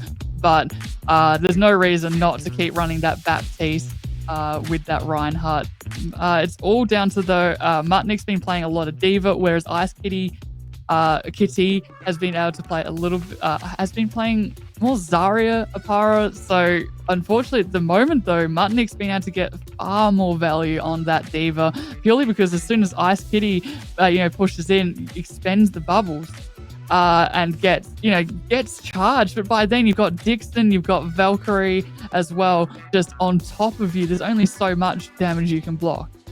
Exactly right, and I mean, I think the Torbjorn is a big difference as well. Torbjorn getting a lot of value actually through the amplification matrices coming out by Baby Poro. So that's really good to see, knowing how to use those amplification matrices to your own advantage here, as they're going to try and take King's Row. We're just waiting on a few teammates just to get ready, so that's going to be all good. King's Row, I hope we see some good pathing. I hope we see some people going through a hotel, trying to wrap around and find some good ways to go along. It's going to be interesting to see what they want to bring. It is going to be interesting. I mean, do you run the Farah after seeing Jinxie and how much value that they got? We're seeing a lot of Mercy as well, being able to keep the team alive with those reses along with their Baptistes. So there's no reason not to run that. Maybe you get Legs involved, Soldier 76, and get him onto a high ground as well. I mean, we saw both teams of Hubble Bubble and Naya. They weren't really able to do a fantastic job of holding first point and the streets phase of King's Row. So it was all down to that third point of King's Row. And now that it's two completely different teams, I'm sure they're hoping to see if they can hold it a little bit longer as we're now rolling out. And it seems that we were correct with the two Reinhardts, and Ice-T is actually going onto the D.Va. Chef, though, for Hopium will be hopiuming to get the Sombra EMP just to really shut down, especially Alpha Chad with that immortality field. You've got Corey on that Torbjorn, and wrapping up would probably be Snell. Instead of the Farah, on Echo, will be getting damage boost though by Merciful. Yeah, the damage boost onto Echo is going to be devastating, especially with these sticky bombs coming out. Just trying to find a way to push around, and they want to go wrap around that statue and start pushing the point. A good Maywall means that D.Va and Reinhardt are both going to struggle. They do manage to get around. They don't get picked off just yet. Support's desperately trying to keep their team alive right now. 6 on the beach, trying so hard. Immortality to keep Valkyrie on that 1 HP. But Like is swinging through, finishes off Dixon, mate, wins the Reinhardt battle. And that's going to be point ticking away. 1 tick already going to Hopium. They're looking a lot more strong this time as they bring out a bit of an amplification matrix on each side. Molten Core comes out by Corey Wolfgang though. Corey Wolfgang trying to get this point back, but gets frozen by the Blizzard. Chef finishing it off in a huge shatter. Beautiful shatter by Liger. Dixon was not expecting that as Liger gets the 4K. 4K. That was incredible 4K shatter from Liger. And because of that as well, they'll be able to push up Hopham. Because before you had 6 on the beach, which had about 4 to 5 players being able to sort of push up, maybe take a little bit of space. But now because of this, Cart will glide through a very hard choke to push through if you're on the offense, and a very good sort of defensive point to hold. But now you've sort of lost that. So at least you're grouped up though. You will be able to probably take the second corner, which we're just going past now. But you can see with the ultimates though of Hopham, you do have the Blizzard almost up. Hitting a nice wall though. That's Dixon made. Immortality field has had to go down. That's the Echo. Well spread up though. And now it's all down to the shatter from Dixon, which will be coming out quite shortly. Here comes the bomb into your backline. Double bomb, Oparer. Double bomb. And Goodies gets the 2. Ducky and Corey Wolfgang taken out. D.Va's now trying to fight in this backline here, but the shatter from a duplicated Snell is going to start running over Baby Poro, just desperately trying to jump, trying to keep Dixon up and running here as this payload slowly stopping Immortality to keep Dixon alive, but there's so much damage. Baby Poro on the Baptiste, putting in a lot of work though. Now Mutnick finally finished off by Oasis. They tried their best, just not enough. Beautiful healing, Alpha Chad. You tried your absolute darndest there, but that will they be able to retake this? maybe they, if they can get Dixon into a good position fast enough, no, they will not be able to. That's an immediate cap into the streets phase. Now you have, though, the double shatter Liger, 4K last time he used it. I haven't really seen much from Dixon, though. You can see now we're onto Valkyrie, who's actually gone onto the McCree instead. That's a massive amplification Huge matrix, shatter though. as well, but the shatter gets shut down. Dixon getting 3, but then unfortunately getting fallen to the ground.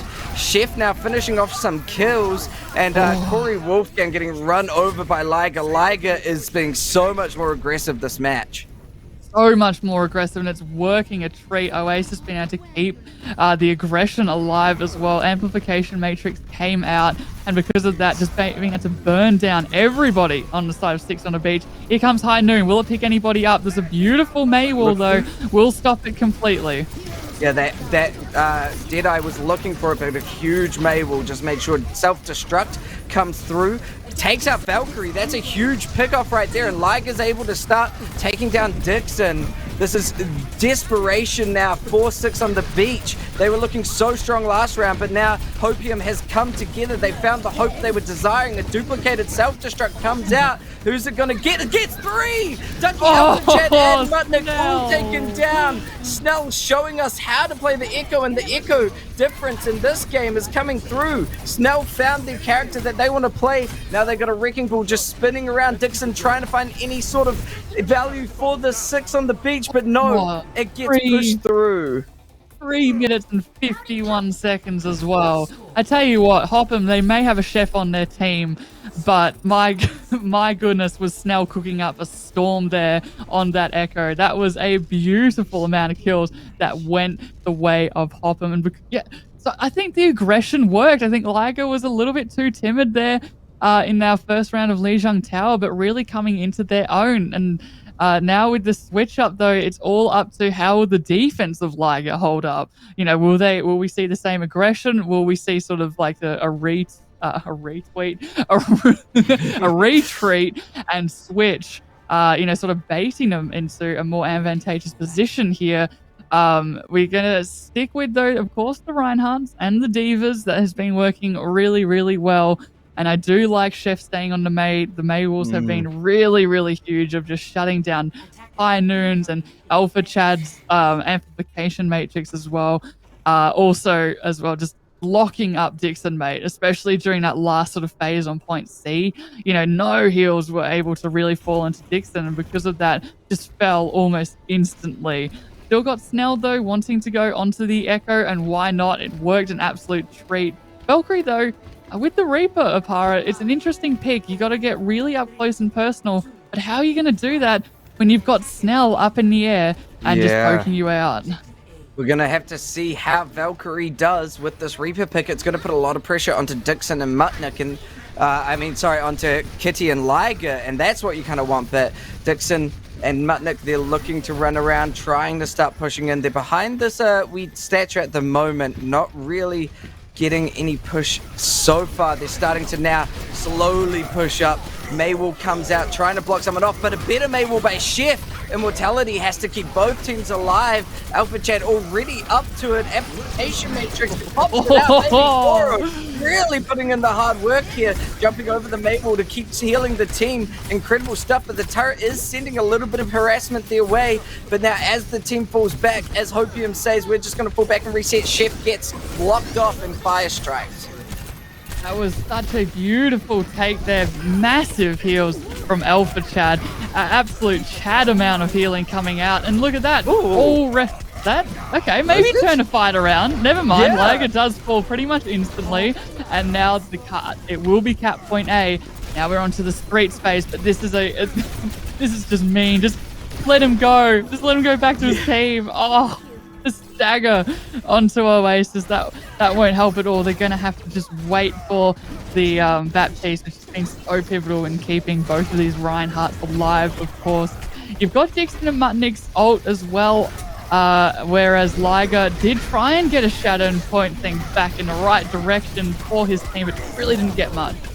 Now, charge gets frozen. Ice Kitty able to take out Dixon, unfortunately. That was an unfortunate outcome for Dixon there. Self-destruct doesn't connect onto much, just an immortality field, and Chef finishes off Mutnik, not even able to get the remake after the self-destruct. This is going to be good for Hopium as they can start to get aggressive. Self-destruct ready for Ice Kitty, but not really wanting to use it right now. They know they can just get the kills. Ducky, Valkyrie, and Corey all falling. Dixon mate finished off now, and that immortality couldn't even save him, unfortunately. No, there's just too much damage. This is the aggression that we want to see from Hopium here. Now, this is where you want to hold as the defense. It's so hard to push through this gap. You do still have the shadow from Dixon, mate, that can possibly make something happen. But look out for Valkyrie, though. Valkyrie does have the Death Blossom. Might get eaten up, though, by Ice Kitty, who probably, if you can read it right, will know about... That's a huge shadow, though. Never mind what I'm saying. That is enormous. Shadow. Both sides, Dixon and Liger, both bringing people to their knees, but Valkyrie's Death Blossom, like you said, coming through clutch, taking out 3. A duplicated Reaper isn't going to be enough to keep the value alive, unfortunately. Snell might get a Death Blossom. No, it gets deduplicated and body blocked before they can get out the door. Absolutely bodied. That is so unfortunate. And now it will be the last fight. They'll definitely be able to touch here, Hopium. They'll be able to get back. That was a bizarre wall. Is that a May trap down there? Oh no. Yeah. Chef, oh no, Chef. Chef might be able to do it. Gets into an ice block. This fight, Chef, don't use the blizzard. Chef, don't use the blizzard, dude. Corey finishes off Chef, and the rest of the team, they're just going to have to try their best to take this fight here. They move out, go into point, but Liger falls so low, and Dixon can just absolutely swing on top of you. Ice Kitty going through, getting taken down. Corey getting the final shot there, and that is going to be point capture as now Dixon gets so aggressive so fast. Both teams being very dominant on the attack. Yeah, both teams looking extremely dominant. I mean, you can see, I think it's just easier as the offensive Reinhardt to go as aggressive as you're seeing. And I must say, though, Corey getting caught out there was so unfortunate. That's no May Wall and no Blizzard as well, which they desperately, desperately needed. Immortality Field was used by Oasis, quickly shut down. Here comes a bomb, though, from Mutnik. Does it pick up anybody? No, both Immortality Fields have been used. Never mind that. That's a mech D-mech, actually. Yeah. Mech gets demeched by the bomb, and the Blizzard freezing up Ice Kitty now takes out Corey in the fight. Dixon gonna charge through, gets Liger, but I don't think they're gonna get the kill. There's a lot of damage and a lot of support coming through on both sides right now. Bob making it harder for 6 on the beach to get aggressive. They're just waiting out the bomb. They made that call. Now they're going to go direct onto Liger. Fire Strike manages to take them out, but losing Ducky to a really good Ash shot. That's going to be devastating. Mutnik trying to make sure Ash can't get any more value, taking that high ground, making sure that no more Ash can finish off your Mercies, and finishes off Chef as well in the mix there. Rez comes through. Merciful bringing Snell back. Snell could do a lot of damage through this amplification matrix, trying to find a bit of value, but Mutnik getting in up close and personal. No! Nobody even touches. Can we call that a C9? Can we? A little bit. There were so many fights going on. There were so many fights, though. I don't think it was like they couldn't. Yeah, I think it was really hard, actually, for 6 on a beach to even mount something of a defense, despite the amplification matrix. From Alpha Chad, they couldn't really make. Sorry, not Alpha Chad, from Oasis, they couldn't really make anything happen, and they actually had to Immortality Field herself just to keep alive because of the pressure from Mutnik, which has been absolutely extreme, taking out 2 kills. Because of that, no May for the walls. Corey really wasn't able to get much from their Blizzards either, Oparer, and I think that was really devastating. Like, while the May walls are good, Blizzards can just completely turn fights around, and unfortunately, because of how good these divas have been, it's been really, really hard to do anything with these Blizzards. Yeah, no, definitely. Blizzard, you want to come through, freeze up the team, and get the kills for a nice, easy wipe, and it hasn't been happening as smoothly as either of the teams would like, really. But the Maywolves have been coming through pretty well. That's something we have to touch on, is the fact that these Maywolves have been very good, and we're going to see how Chef utilizes these Maywolves as 6 on the beach. Are going to now try and do another push-up. They've got 2 minutes remaining to try and get the cap and push it as far as possible, because this time bank isn't isn't going to raise anymore, and it's going to keep on dropping. Fire Strike and a huge Maywall. They're able to just get away from it, not a little gap to push through. But the Maywall from Chef is really good, blocking off Dixon. Immortality coming through by Baby Poro. It's really good plays right now. She has been using these Immortalities to a T right now, keeping the team alive. Both Immortalities on both sides taken out now, and Chef really walking over Dixon, making it really hard for Dixon to play. Another amplification matrix coming out quickly by Alpha Chad, but a beautiful shatter by Liger. That is top tier gameplay, top tier Reinhardt coming through, but Dixon's responding. Dixon doesn't want to be out of it just yet as they charge through Liger. Liger taken out of the fight now, and this fight is still live. Corey Wolfgang popping the blizzard just to make sure that the remaining players can't fight on point. That's going to give them the first tick, and these ticks are going to start rolling down as Dixon gets another Fire Strike kill. Merciful pops the Valkyrie to try and keep the team alive so they can stall on point. Try to burn down this time bank as much as possible. 45 seconds left on the board. No. Alpha Chad finishes off Merciful, and now that point is going to be captured. Yeah, losing as many players as you did towards the end. I mean, yes, you burnt off time, but at the end of the day, maybe it was worth having... Oh, that's a beautiful Maywall as well. That forced Flagger so far back. Look how low they are, waiting for Oasis to try heal them up. Does have the amplification matrix, be able to burn down so much damage, especially onto Dixon, who doesn't have a shatter quite yet.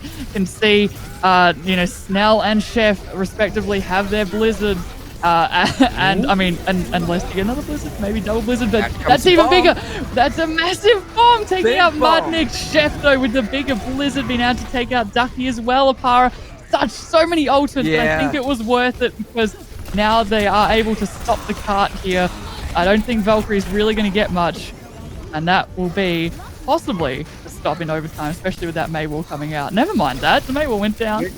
They're trying to keep the fight alive. We do see Mutnik coming in, trying desperately to keep this overtime up and running. Snell's sticky bombs are really good, and now a blizzard from Corey Wolfgang is going to make it really hard for this team to try and play on point, so they can keep pushing it a bit more. Chef now desperately trying to keep the team alive, and Mutnik managed to stall this out just enough. Ice Kitty does get a remake kill onto Valkyrie, but this is looking like desperation hours right now, and that is going to be it.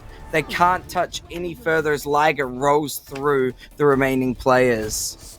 Oh, that was really well played actually by Six on the Beach. They almost got it back, especially with Corey Wolfgang able to throw that blizzard onto the point, but unfortunately it just wasn't quite enough, especially not taking out any of the healers, which were the biggest threats, with Oasis being able to keep up Ice-T and Chef, who was definitely their biggest threat. I mean, they just could not kill that Mei with the walls, and especially with that blizzard that came in clutch. These blizzards, there we go. We finally saw something happening with them, Oparer, because it didn't really happen the first round, but this second round we've been seeing a lot more the different kits of Mei, especially that ultimate being utilized, but it's all been down to these walls, and then once the walls are up, it's all on for Ducky, Alpha Chad, Oasis, and Valkyrie to keep their Reinhardts alive.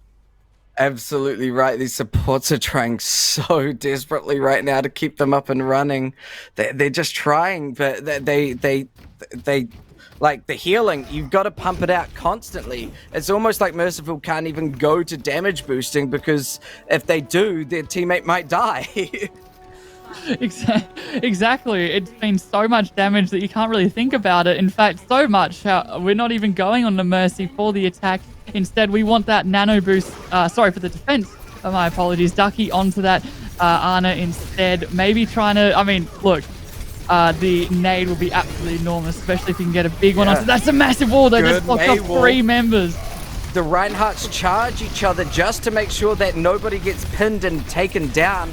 And there's so much damage now coming through. Valkyrie's falling so low. Don't want to get picked off. You want to make sure you can stay alive on this defense so that they do not capture the point, because that is Six on the Beach's goal right now, is make sure there's no cap coming through. With the res onto Liger, though, it's going to make it a little bit harder. Liger can just solidly stand with this point and take a presence. The Reinhardts charge each other again. So much damage coming out in immortalities both sides. Poro once again with the amplification matrix. Incredible plays by this Baptiste right now. And a good Mabel is going to make it split up the team. Liger is taken down. Corey Wolfgang finishing off Chef. Liger charging into the back, but there's the kill. Mutnik getting bombed, self-destructed onto Snell. That's going to be huge, and this fight is so back and forth right now. Valkyrie getting the Deadeye, just trying to find any sort of value, and they managed to hold it off. They've managed to hold it off indeed, and now you got 1 minute and 30 seconds remaining. Corey has that Blizzard as well, which should be able to shut out a fight. But these immortality fields have been so pivotal in keeping everybody alive. It's going to have to be huge as the Echo duplicate, Para. It's all down to this Blizzard, which is huge again. Huge Blizzard shutting them down. Dixon gets a kill onto Liger, and you gotta love that if you're the defensive team right now. Self-destruct comes out, takes it forward! How? I'm kidding! Absolutely insane! Oasis finishing off Dixon, and what looked like a really good 5-for-6 on the beach. They had the hopium for the bomb. This point is gonna capture. Ice Kitty, the bomb went nowhere either. It wasn't even like a tricky bomb that went up in the air. They literally had to demech to get the mech back. Somehow the 4K, and you're right, Oparer, now it's all down to 6 on the beach being able to get back to the point faster, and they will. I mean, Corey Wolfgang as well taking out Chef will not help. There's no extra time either. There's still 30 seconds on the bank, and you have a couple of ultimates here, Hopium, to hold them off, especially Chef's Blizzard. And if you're 6 on the beach on the defense, you're looking a little bit worried, unless you can get some really big support ultimates off. You've got Ducky. This is why you want him. You got that Nano, and then Alpha Chat as well. Here comes the High Noon. Yeah, taking out Chef. That Deadeye's good, but another big Blizzard. Dixon's frozen up. This could be really good if Hopium get the value out of it. Merciful has to pop the Valkyrie, but Snell focusing being down Valkyrie. Too many Valkyries right now going on Dixon. Finishes off Liger, and that's a good kill if you are the defense right now. Losing that Reinhardt, Hopium is gonna be desperate now. Ice Kitty with another one. What? And It's a remake, two remake kills. What is going on, Ice Kitty? You're playing out of your mind. You don't want to be out of this match, and it looks like we're gonna be going into a Route 66 game at this rate as the point slowly but surely gets into that beautiful golden box, and Hopium take it 1-1. Ice Kitty, that was incredible plays there. The bombs just came in so clutch on that offensive Para, especially that first one. Nobody was expecting it whatsoever, getting that 4K. And then, of course, the bomb going through onto the cart. That's a huge shatter. That was nice. Oh, that was beautiful. Fine. That was beautiful. A very fine shatter right there from Liger. Oh my gosh. Love absolutely. And that means we're 1-1 right now, Pap. 6 on the beach and Hopium both taking a map. So we're going to be moving to our third map. Yeah, third and final map, Route 66. Why would you switch off the Reinhardt? I'm absolutely loving this battle. Liger versus Dixon, and these off tanks as well. Just as I thought Mutnik had it over Ice Kitty, proved us wrong entirely there with those bombs on the offense, saving their team pretty, not single-handedly, of course, but definitely helping in a very, very big way. And then, yeah, for the, maybe you might, if your Chef, go onto the Sombra here, get a little, you've got a lot of room to work with. But to be honest, I'd see Corey Wolfgang onto that Torbjorn again. You can even put it on the cart as an attacker. It's been working so well.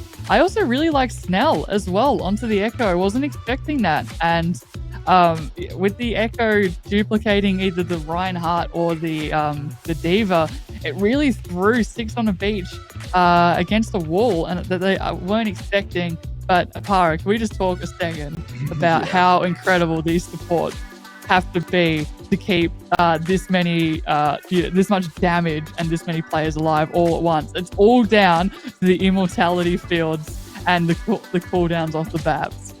Oh, absolutely right. These Baps have been playing out of their mind right now.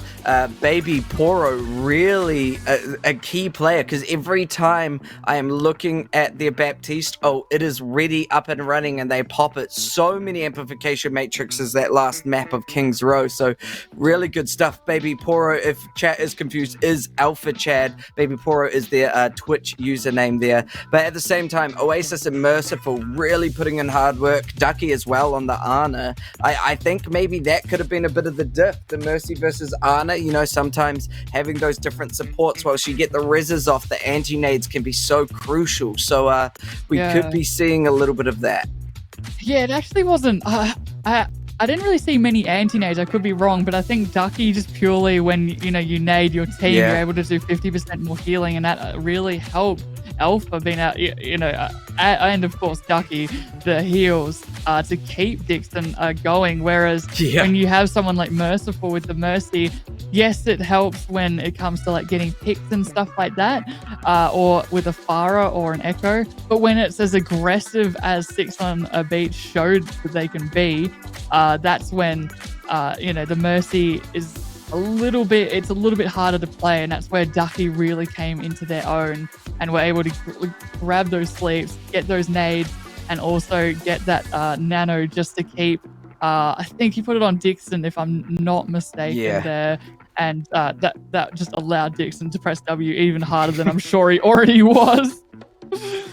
Dixon was walking forward a lot of that game, and that's what Dixon loves. Dixon loves aggressive Reinhardt, but Liger showed us they could take Dixon to that level. Liger was able to fight back on the aggressive nature of Dixon there, so that's really good to see. We're now moving into Route 66 here, so it's going to be pretty interesting. We have Dixon mates team 6 on the beach starting off on the defense, I believe, here now.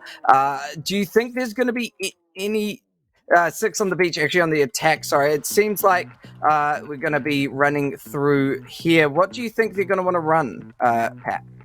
I mean, I would like to see some Winston play, but I actually wouldn't say no to a Ryan v Ryan again, purely because how interesting it's been watching these big German hammers being swung around. Which one can survive the longest? There has been a change in the support, not in terms of players, just in terms of the hero picks. Oasis now going on to the Ana, whereas Merciful staying on that Mercy. So instead of the Baptiste Immortality field, they're wanting the Nano, they're wanting the especially that anti-nade from those the high grounds. King's Row, yes, there's some high grounds, especially when you get to third point, but it's quite flat. Whereas, Route 66, there's a lot more sort of advantageous Ana spots that you can really yeet your nades from. Whereas Alpha, you've got, you're going to stick with that Baptiste pick. You're really wanting the Immortality field, allowing Dixon to get as aggressive as he did. Yeah, Dixon wanting to play aggressively right here. It's going to be interesting to see how they do, though, with this high ground difference. Divas can be starting to fly up and doing a wee bit of a fight between themselves. Dixon taking so much damage quickly, though. The support having to desperately pump healing into it, and Corey also taking a lot of damage as well. Immortality has to be popped to keep them alive, and Dixon is just getting swung at. Snell on the Ash now, just trying to take out the Torp turret. However, Liger finally gets rolling over by Dixon, and that means that Mutnik is going to be able to get up onto the top of the garage and start to push these players off. Chef finished off by Corey Wolfgang here, and there is going to be a bit of a call from Hopium to just fall back and play it a little bit more safe. Baby Poro does take out Alpha Chad, however, and yeah, that is a fullback call. That is a full retreat, but maybe they will be able to, unless a lot of aggression comes out. But you're hoping you'd be able to touch again, but I don't think they will. Hopium already just giving up the point. That was such a fast cap from 6 on the beach. I think, the amount of staggered sort of kills really didn't go the way of 6. And because of that, now you've got the shatter from Dixon as well. You can see that he really, really wants to use it. Molten Core coming out from Corey as well. That we still haven't relinquished this aggression. I really like that Molten Core going through the amplification matrix, and that just led to everyone getting stuck into a room so Mutnik could roll over them. Ducky bringing Dixon Make back, and Oasis now just trying to get any value, taking out Alpha Champ, but the bomb finds Oasis. The res does come through by Merciful, so the supports are still going to try and fight. And Bob comes out by Snell, actually. Snell on the high ground, takes out Corey Wolfgang. This could be the value you need. Bob does get finished off by the turret. Turret v turret, almost an attack. Visor going off now. Chef finishing off. Baby Poro manages to get Valkyrie as well. And now just looking for any remaining stragglers. This defense is now being held. Yeah, that Bob from Snell was enough. It might not have gotten many kills, but it certainly contested the payload. So, you know, Snell's Bob actually did do something there. Yeah. And then definitely something to point out there was Chef and that Nano Visor just being able to burn down Alpha Chad, who has switched over instead to the Arna. Really liking what Oasis was showing. Oh no! That's a big pick, Oparer! You don't want that. Rezzed up though.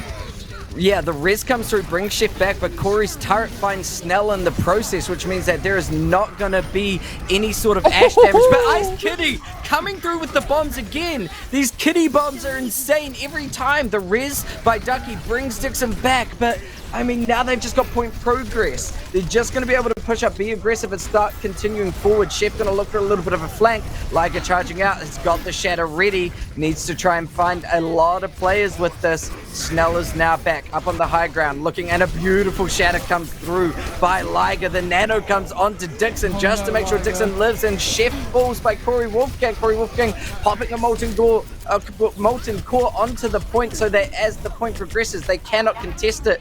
Merciful bringing back Snell, but then gets taken out by Mutnik, and that is another cap. 4 minutes, 35 seconds. It's been very fast. The nano onto Liger, okay. Ooh. That's one, that's two. Can he make it more? The bomb comes out, won't get much, but they might actually be able to hold a little bit closer up than we expected, Oparer. And yeah, we'll be able to finally slow it down. But after all that, I think the fight really does go in the way of 6 on the beach. They cap, and that's the biggest thing, is the cap. And now Dixon will be able to go even more aggressive with that shatter in his back pocket there. Corey just having to back off after the anti-nade, and now the shatter does come down. Yeah, that shatter is beautiful, bringing the Reinhardt to their knees and trying to find any value with the tack visor right now, just burning through, but they do manage to get around the natural cover of Route 66, third point here. Liger has the shatter ready, looking for some value. Out comes a self-destruct. The charge to stop the shield, so Dixon gets taken out. That was a beautiful play.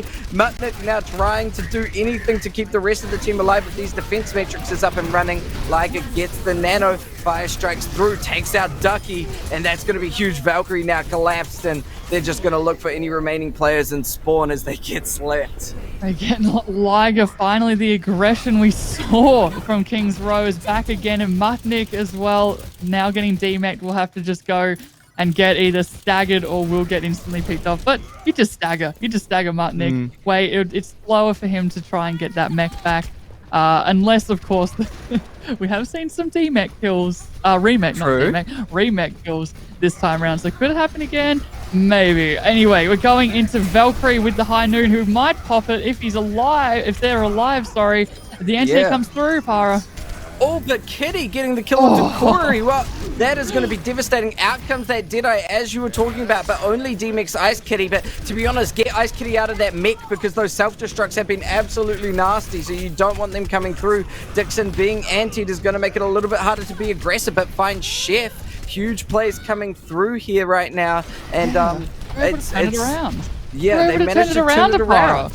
I'm really surprised they were able to turn that one around. It looked like all in favor of Poppin, especially with that shatter as well. But now you've got Chef and the sights, Widow now. No, with the tap visor, might pop it, but you've still got Mutnik all in your face, just eating up all the boards. Unfortunately, that shatter won't get anything though. Shatter and Bomb both came out, nothing of value found, but Corey's going to find the value just by clicking on some heads here, going up close and personal to Snell, has to get Nano just to stay alive, but that does get the kill onto Corey.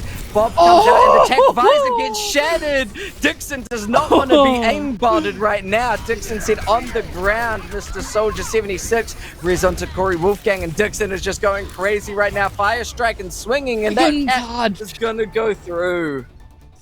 Oh, beautiful from Dixon there. That shatter landing on two very, very crucial targets there. Now you've got some time as well in the bank, 1 minute and 35 seconds. It was a very good attack. The defense of Hoppen, though, they were able to, crawl back about 3 minutes there, especially on that last point and towards the end as well, with finally a little bit of fire shown in Liger's belly when he got a massive nano 3k there. But yeah, after that, we're not really seeing too much, but now that it's switched up, we know how great these Reinhardts are when they do go a little bit more offensive than defense. All they want to do is attack, and that's fair enough because that's all I want to do when I'm playing Reinhardt. I know that's for sure. And we're seeing a little bit more Ana as well, so you're seeing those anti-nades really come into play. And I think the really big thing that happened for Six on the Beach was the Valkyrie with that high noon that was able to turn a very losable, and it looked to be a lost fight, back into Six on the Beach's favor and allowed Dixon to come back in after getting picked off quite early into that fight with, a charge. Reinhardt can get back into fights quite easily now. And now we've got a little bit of a switch. Corey is, of course, going to stay on that tourbillon. I just got to keep calling that one out because I love that. Yep. Especially against Chef and that Sombra. It's going to make it even more hard to get into that backline and, get that EMP, as well as Snell hopefully be able to take out the turret on Chef's behalf here. But it's all down to, can Snell get some picks for Hopium as we see the Reinhardts now clash head-to-head. Yeah, absolutely. Snell looking for some kills right now on this Hanzo, just going up onto the high ground, really wanting to find some value here, going in, doing a little bit of Storm Arrow, burning through damage, making sure that Dixon's shield does not exist, but the stun onto Sombra means that Sombra's gonna have to retreat. Chef, interestingly enough, running the Sombra we've been waiting for, and hopefully they can build up the EMP quickly, already at 50%, but Snell bringing on the Dragons right now. Oh, but Liger gets taken down. Dixon and Mutnik just getting aggressive against them. Snell now doing a little bit of hard work, though, trying to bring in the damage where Liger is not. Liger's now back with a good res, and realistically, Snell is just finding heads right now on the Hanzo. Snell showing us a wide range of DPS, and all of them are working out well. The Dragons are ready, looking for an opportunity to strike. Doesn't need to. There it is, there actually. Hold on. Dragons come through, finish off Dixon, and this point is probably going to roll through now. Yeah, I don't know if you'd even want to contest here. You probably just want to wait for Dixon to come back into the fight, and that's exactly what they will do. Chef, despite the hardship of having stuns off Valkyrie and also, of course, the turret from Corey, has been able to almost build EMP. So this next fight should be locked and loaded for Hopium. It's all down to how they're going to utilize it. Maybe a EMP bomb. That's the classic combo, Oparer. But if you're Six on a Beach, you really want to stay. Would you want to stay together? Would you want to split up? Probably split up, simply because the bomb and the EMP, you don't want to catch many members of the team, because if you were to stay together, all of them gone, but they're still grouped up. This could be a chance to get a massive EMP. Chef sees it too. Chef knows where they're going, knows the pathing, and honestly, even just that is a good call out for the team, saying, hey, Six on the Beach are coming in behind you. Corey popping out the Molten Core, self-destruct coming out with the Shattered combo. That's going to take out Dixon. Snell Storm arrowing down Valkyrie, and now Liger's going to start rolling on through. Really good defense there. I liked that pathing that was coming through by the defense, and I really like what we're seeing here. Yeah, that was really well done. Chef EMP'd almost the entire team. The bomb actually did come through like predicted. It only picked up Dixon, but these Reinhardts have been so strong and the anchor point to each team that now they will actually come out, surprisingly enough. That is an unfortunate teammate very early, Oparer. Oh, the charge though onto point means you're hacked. You can't use the shatter, and Snell's getting a couple of kills, pops their dragons once again. This is going to be really hard now for the defense to touch as they don't, and yep, that point captures into second point. Yeah, Mutnik tried a hallelujah bomb, but nothing really came out of it, unfortunately. And now, yeah, 6 on a beach, having to regroup here, having to have a little think about how they're going to really approach this next fight. But Opium, they are at a little bit of an ultimate disadvantage. They did have to use quite a bit to get, the third point up where it is now. Valkyrie, though, trying just to poke him out, but Corey with the first poke, that's like a gone Oparer. That's the Reinhardt.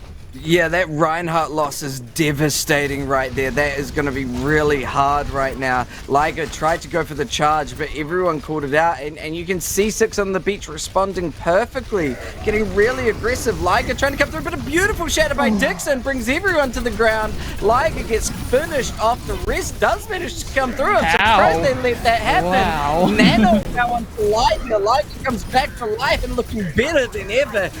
Takes out Ducky. Look at all the support. And then gets Corey Wolfgang as well. Liger is just swinging their hammer, but gets really big by Mutnik. Okay, Mutnik. That is surprising to see. Chef now finishing off Alpha Chat, and it is now just going to be Mutnik trying to stall out this payload. But wow, what a fight!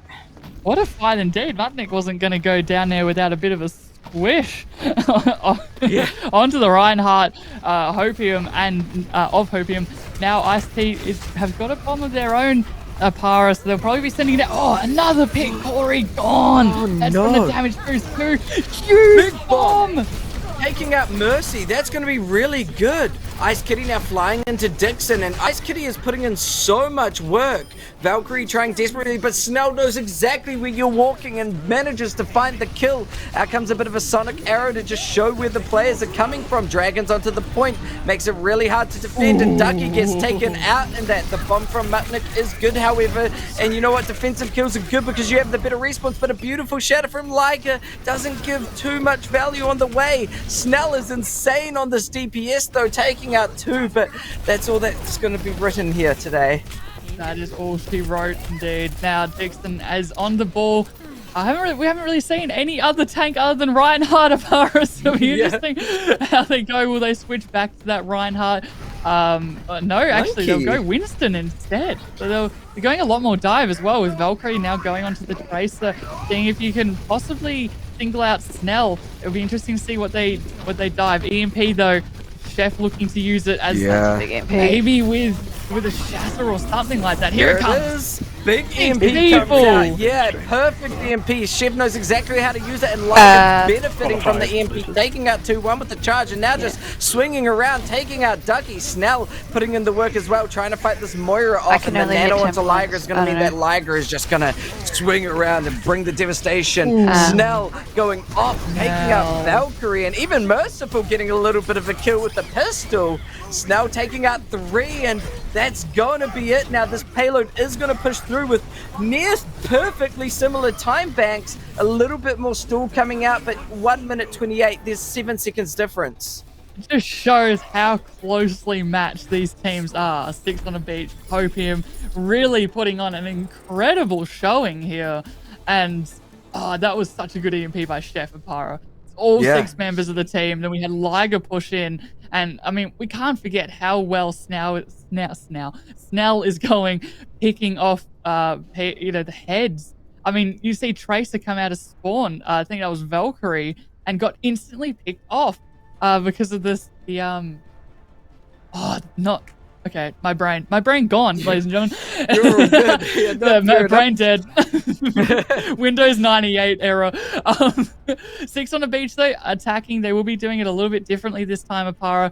I like the look of the monkey Dixon, so I don't mind this. I don't mind this at all. In fact, they're really going to lean into it with Corey now, possibly going onto that more pharmacy comp with Valkyrie, bringing up the rear with the McCree, which is interesting why you wouldn't go with the Tracer, just go full on dive. I guess maybe to protect the light of Ducky, so that it doesn't get counter dove, or maybe against Chef, knowing that Chef will get into the backline a little bit more, just added pressure onto it, because now you don't have that Torbjorn turret. for the attacking team will be Chef again on, of course, how good has his pick been so far on that Sombra? The EMPs have been massive. Now, actually, late little switch onto the Echo. Maybe might have seen the Pharah, wanted to match it by flying in the sky themselves, but gets anti-nated, so already has to play a little bit more safe.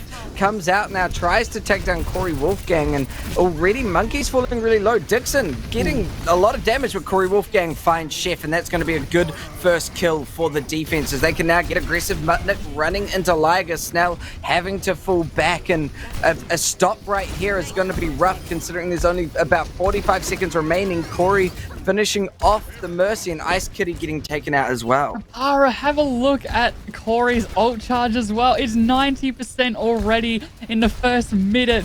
Now they've got 30 seconds to touch, and it's going to be really, really hard.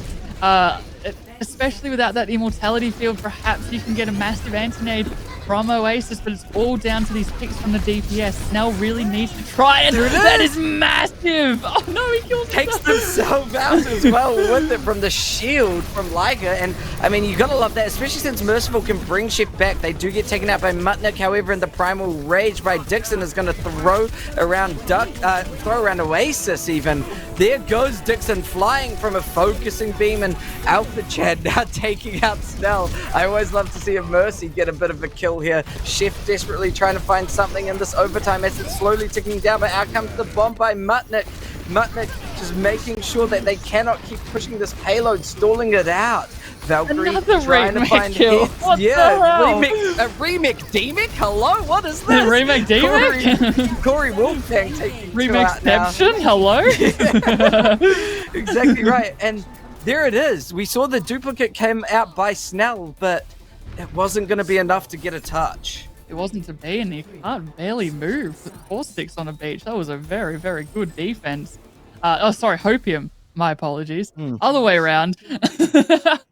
Now it's all down to 6 on a beach. Can they mount an attack as good as they did the first time round, getting it to the end? You can see how hard it can be. The Monkey was a really good pick actually from Dixon in the end. Really made it work. Didn't really die too often either, which is basically, if you don't die as Monkey and still get value, that alone is just remarkable to me, at least. Like, as long as you don't feed your absolute brains out, then you're doing a good job.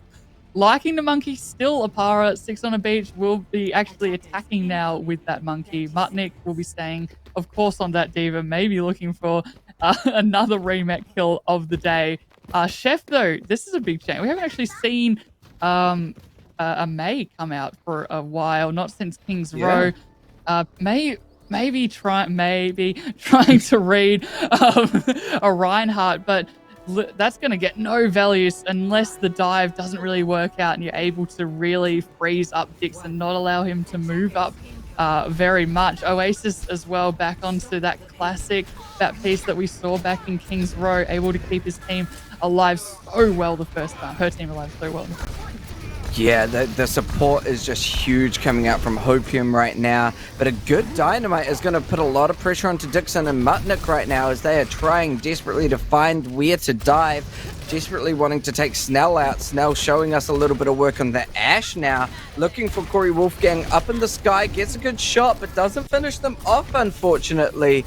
And realistically, this payload is progressing, but getting held just under the archway right now as Liger and Ice Kitty are right up in front of the defense. A huge anti-nade coming through by Ducky, and that's going to give Corey exactly what they need to start pushing up. Takes out the immortality, but Ice Kitty actually getting the kill onto Dixon, and this could be the difference of that May pick. Snell finds Corey, and that defense is holding.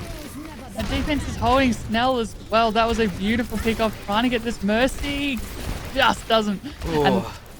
And now with 30 seconds remaining, Valkyrie has been popped by Merciful just to damage boost the rest of the team as they push in. You've still got Bob as well in your back pocket here from Snell. Oasis as well is doing, will be popping that defense Amplification Matrix, that's the one. Yeah. That is a And there massive it bomb is. though. Yeah, big bomb coming through with the amplification matrix. Red does come through for Corey Wolfgang and a primal rage by Dixon. That's a good play right there. That's all you want if you're trying to attack and cap this point is a couple of kills. Dixon, Mutnik even getting a self-destruct kill, and Liger's getting a bit deep. They're chasing down Merciful, trying to make sure Merciful cannot survive long enough to touch point, and that is going to be it. 6 on the beach, take it 2-1. All the way down to the wire every time, Oparer. Now, yeah, that was some great Overwatch we got there. It was so even all throughout Lijiang, King's Row, and finally Route 66, where it was really only just 6 on a beach were able to sneak it out. Beautiful May walls coming out. Yeah, you're right. That May pick was really big to turn those fights around, and especially Corey was able to get up in the sky. Didn't really get too much the first half, but that second half he really came alive. Yeah, no, congratulations to 6 on the beach there, taking that map, taking Route 66. These two teams looked so even. The fact that both teams were fighting back and forth every time, getting very similar time banks, it was really cool. We're going to now just take a quick little break, and then we will be jumping in and having a chat with Snell. It's going to be a quick bio break, so just make sure you go get your water, go to the bathroom if you need to, and we will be back shortly. Stay hydrated. This massive 2-liter water bottle.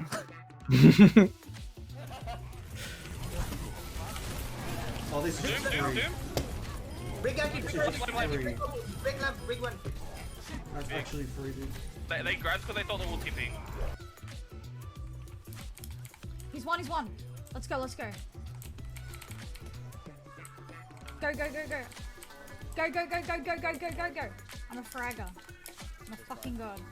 I'm on fire! Woo!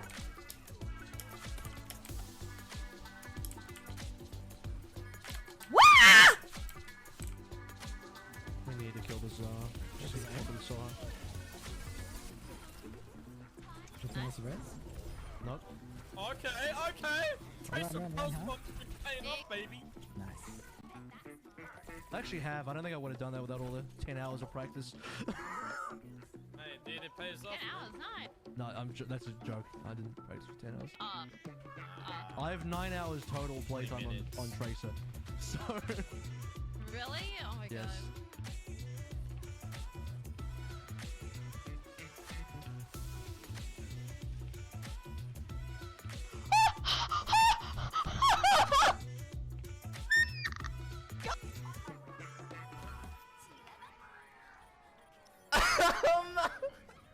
Bye! You and me, Mercy, let's go. No, it's not that. Oh shit, never mind. I love. It's in the fucking top left.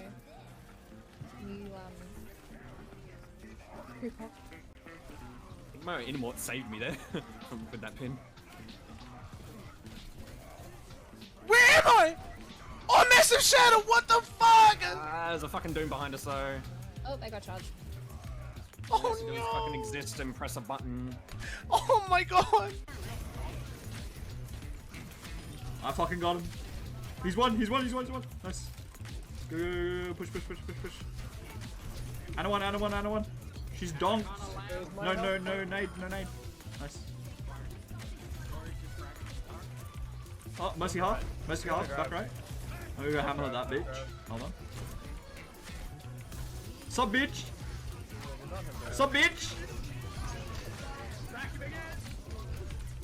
Hold on, 3k hammer. No, don't eat that yet. Sup, bitch?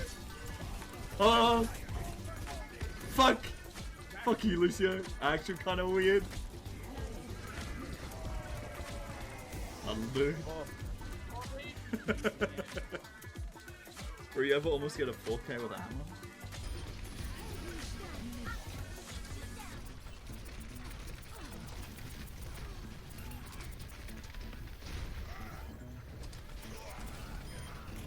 That was epic.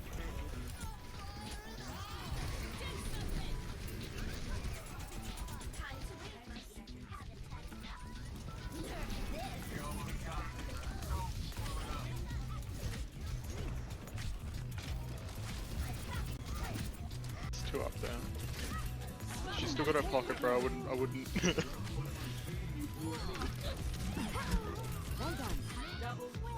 Nice. Damage boosters for pussies.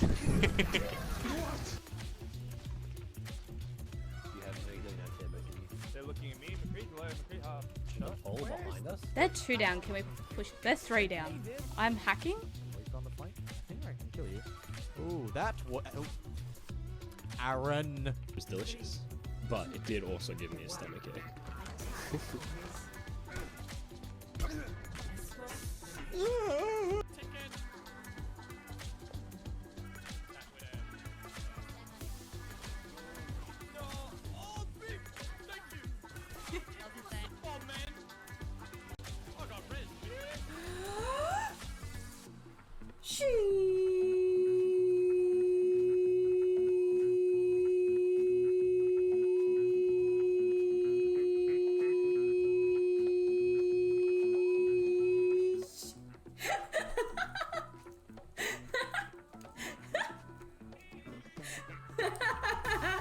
I can't do it for very long.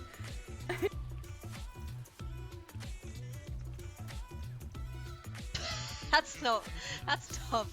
You can't do that. Oh, it is.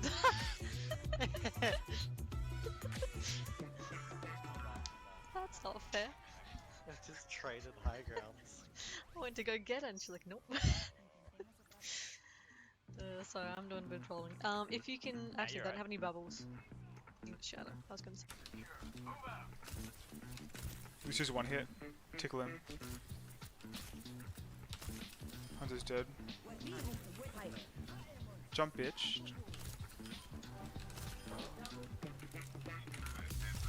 Hog's sleeping. Soldier, are you ready to laser him? 3, 2, 1.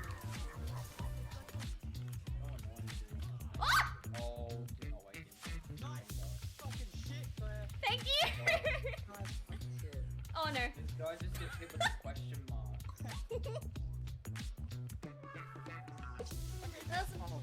And I kept saying ara, but you're supposed to do it like ara. And I was just doing it wrong the whole time.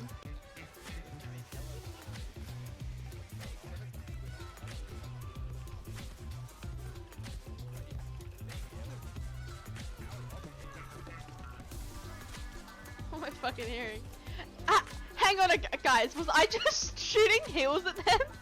Guys, was I shooting heals at them? Was I shooting heals at the enemy team? Please, someone can someone confirm or deny? Did you guys see that? Did I was? I was just zoned out.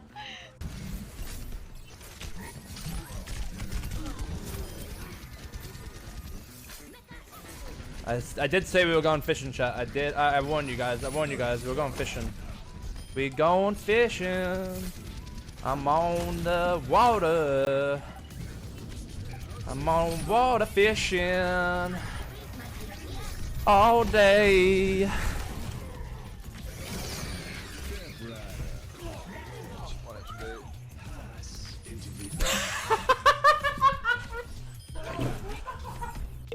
Where's the Junkrat's back left? I'm gonna dive back left here, okay?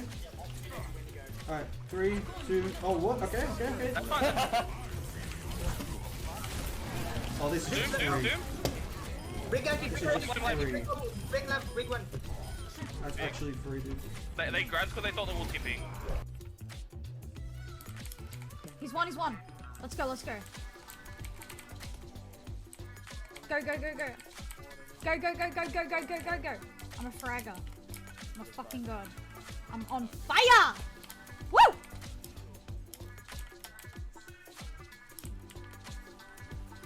Wah! We need to kill this just get over the Zara. Nope. Okay. Trace the pulse bomb paying off, baby. Nice. I actually have. I don't think I would have done that without all the 10 hours of practice. Hey, dude, it pays off. 10 hours, nice. No, that's a joke. I didn't practice for 10 hours. I have 9 hours total playtime on Tracer. So. Really? Oh my yes. god.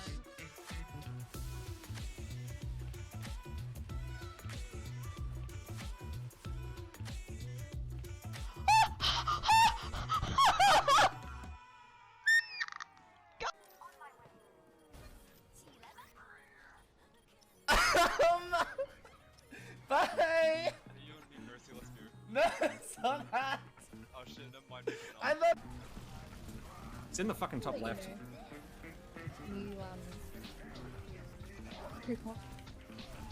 My Inamort saved me there with that pin. Where am I? Oh, massive shadow! What the fuck? There's a fucking Doom behind us, though. Oh, they got charged. Oh Yes, it does no! fucking exist and press a button. Oh my god! I fucking got him. He's one. Nice. Go, push. Ana one. She's donked. No, nade. Nice. Oh, Mercy half, back right. I'm gonna go hammer that bitch. Hold on. Sup, bitch?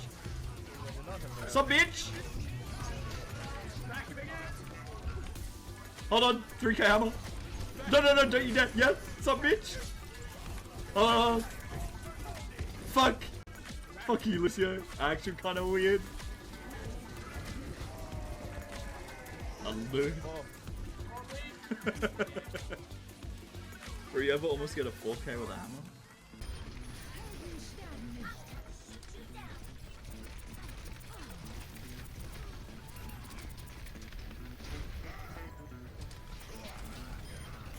That was epic.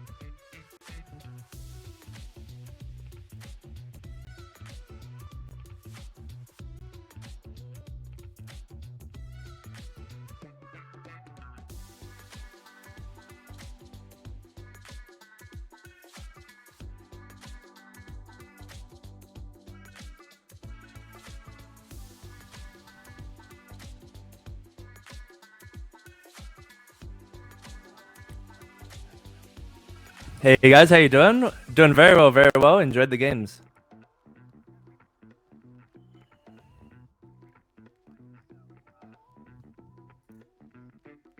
Thank you. No, like, I think we played really well as a team, with the limited practice we had, and yeah. Yeah.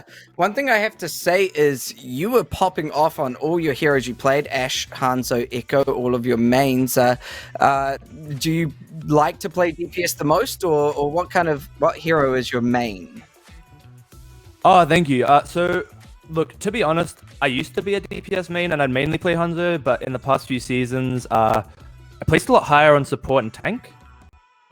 So I think I like to play Echo because it enables me to play the tanks as well. Nice. Yeah, that's a good way to put it. Absolutely. And I also have heard you own a cat. What's your cat's name? And I hear they join you on stream as well. Yeah, look, I don't want to brag too much. There may be 2 cats. Wow. Yeah. One of them is leaving me at the moment, but yeah, one of them's had their spot on stream. I try to get cat cam up for them whenever they can. Cool. I want to actually just quickly see if I can just get this up for you guys. Yeah, that would be cool to see. There it is. There's the cat. Okay, do you guys have it? Do you see it on stream? Yeah. Hey, baby. I don't want. Hey. Oh, that's very cute. Look, she's giving me the donut wall a little bit. I think she's a bit camera shy. But that's okay. all good. Yeah, no, that's very cool. I also hear you like to eat a lot of peanut butter. So what's your favorite way to eat peanut butter? Oh, shit. Yeah, look, I eat a lot of peanut butter like every day. If it's during the day, I have it early with some oatmeal, sliced up banana, bit of cinnamon, berries, whatever you're feeling. And then at night, just on the toast. And I'm addicted. Cool. Any peanut butter triers out there? Go take those tips from Snell. Yeah, another good combo is peanut butter and Nutella. Oh, that actually sounds delicious. I might have to give that a try. I'm not gonna lie. Yeah, that's nice. That sounds amazing. Yeah. But yeah, I just want to say real quick, all credit to the other team. They had some really good switches. I think them playing dive was definitely the play. They took up space for the Farah, and they played really well on the last map. So I really enjoyed the game. I think I like that it was a bit back and forth. And yeah, I hope you guys enjoy the rest of the tournament, and good luck to everyone else that's playing and all the casters. Absolutely. Thank you so much. You guys are playing really well. Good luck in the losers bracket. Oh yeah, I'm a loser. Tomorrow. Yeah, you'll get to see. We'll get to see you guys there tomorrow. It's going to be a lot of fun. And yeah, if your games go your way. Thank you. I'm looking forward to watching the rest of the games tonight. Perfect. Thanks so much. That's not a problem. We will jump in with Neeke once again. How are you doing, Neeke? Yeah, hopefully I'm standing up straight this time even, which would be pretty darn cool. So yeah, I'm feeling good, and we have just had this lobby load in, and I'm realizing how stacked this lineup for Friendship actually is. Looking at it, they have Bus, and they have Moon as well. I'm pretty sure Moon played in the last tournament, and they were absolutely